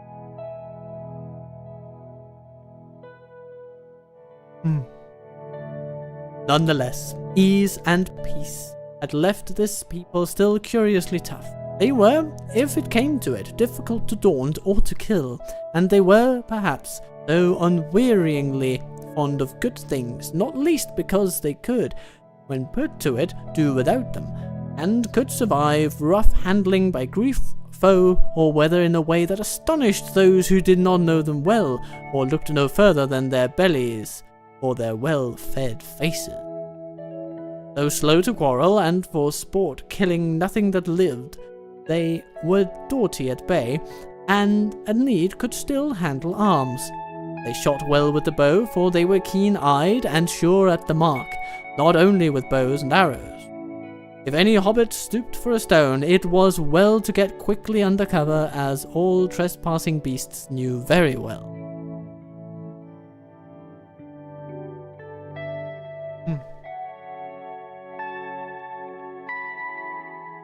All hobbits had originally lived in holes in the ground, or so they believed, and in such dwellings they still felt most at home. But in the course of time they had been obliged to adopt other forms of...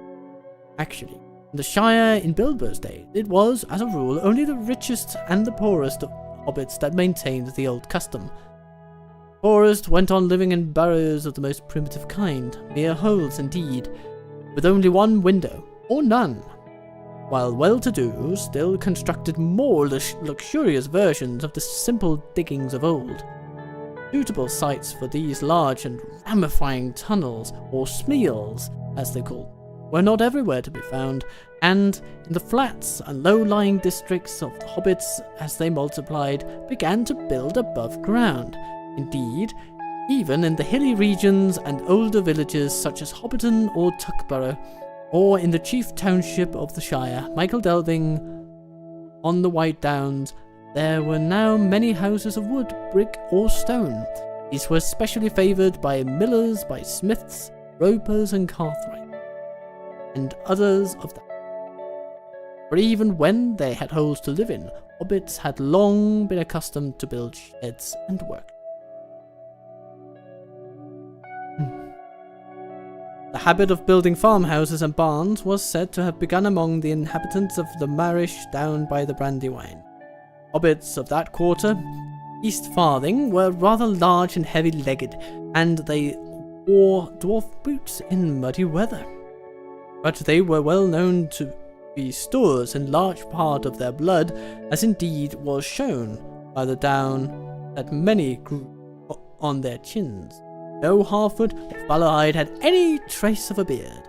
Indeed, the Oak, Marish, Buckland east of the river, which they afterwards occupied, came for the most part later into the Shire up from southward, and they still had many peculiar names and strange words not found elsewhere in the Shire. It is probable that the craft of building, as many other crafts beside, was derived from the Dúnedain, but the hobbits may have learned it direct from the elves, the teachers of men in their youth. For elves of the High Kindred had not yet forsaken Middle-earth, and they dwelled still at the time at the Grey Havens, away to the west, and in other places within reach of the Shire. 3 elf towers of immemorial age were still to be seen on the tower hills beyond the western marches. They shone far off in the moonlight, tallest furthest away, standing alone upon a green mound. The hobbits of West Farthing said one could see the sea of that tower, but no hobbit had ever been known to climb it. Indeed, few hobbits had ever seen or sailed upon the sea, and fewer still had ever returned to report it. Most hobbits regarded even rivers and small boats with deep misgivings, and not many of them could swim. And as the days of the Shire lengthened, they spoke less and less with the elves and grew afraid of them, and distrustful of those that had dealings with them. He became a word of fear among them, and a token of death, and they turned their faces away from the hills.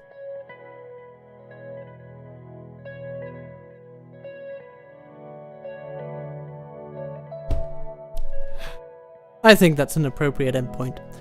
So thank you for watching, thank you for listening.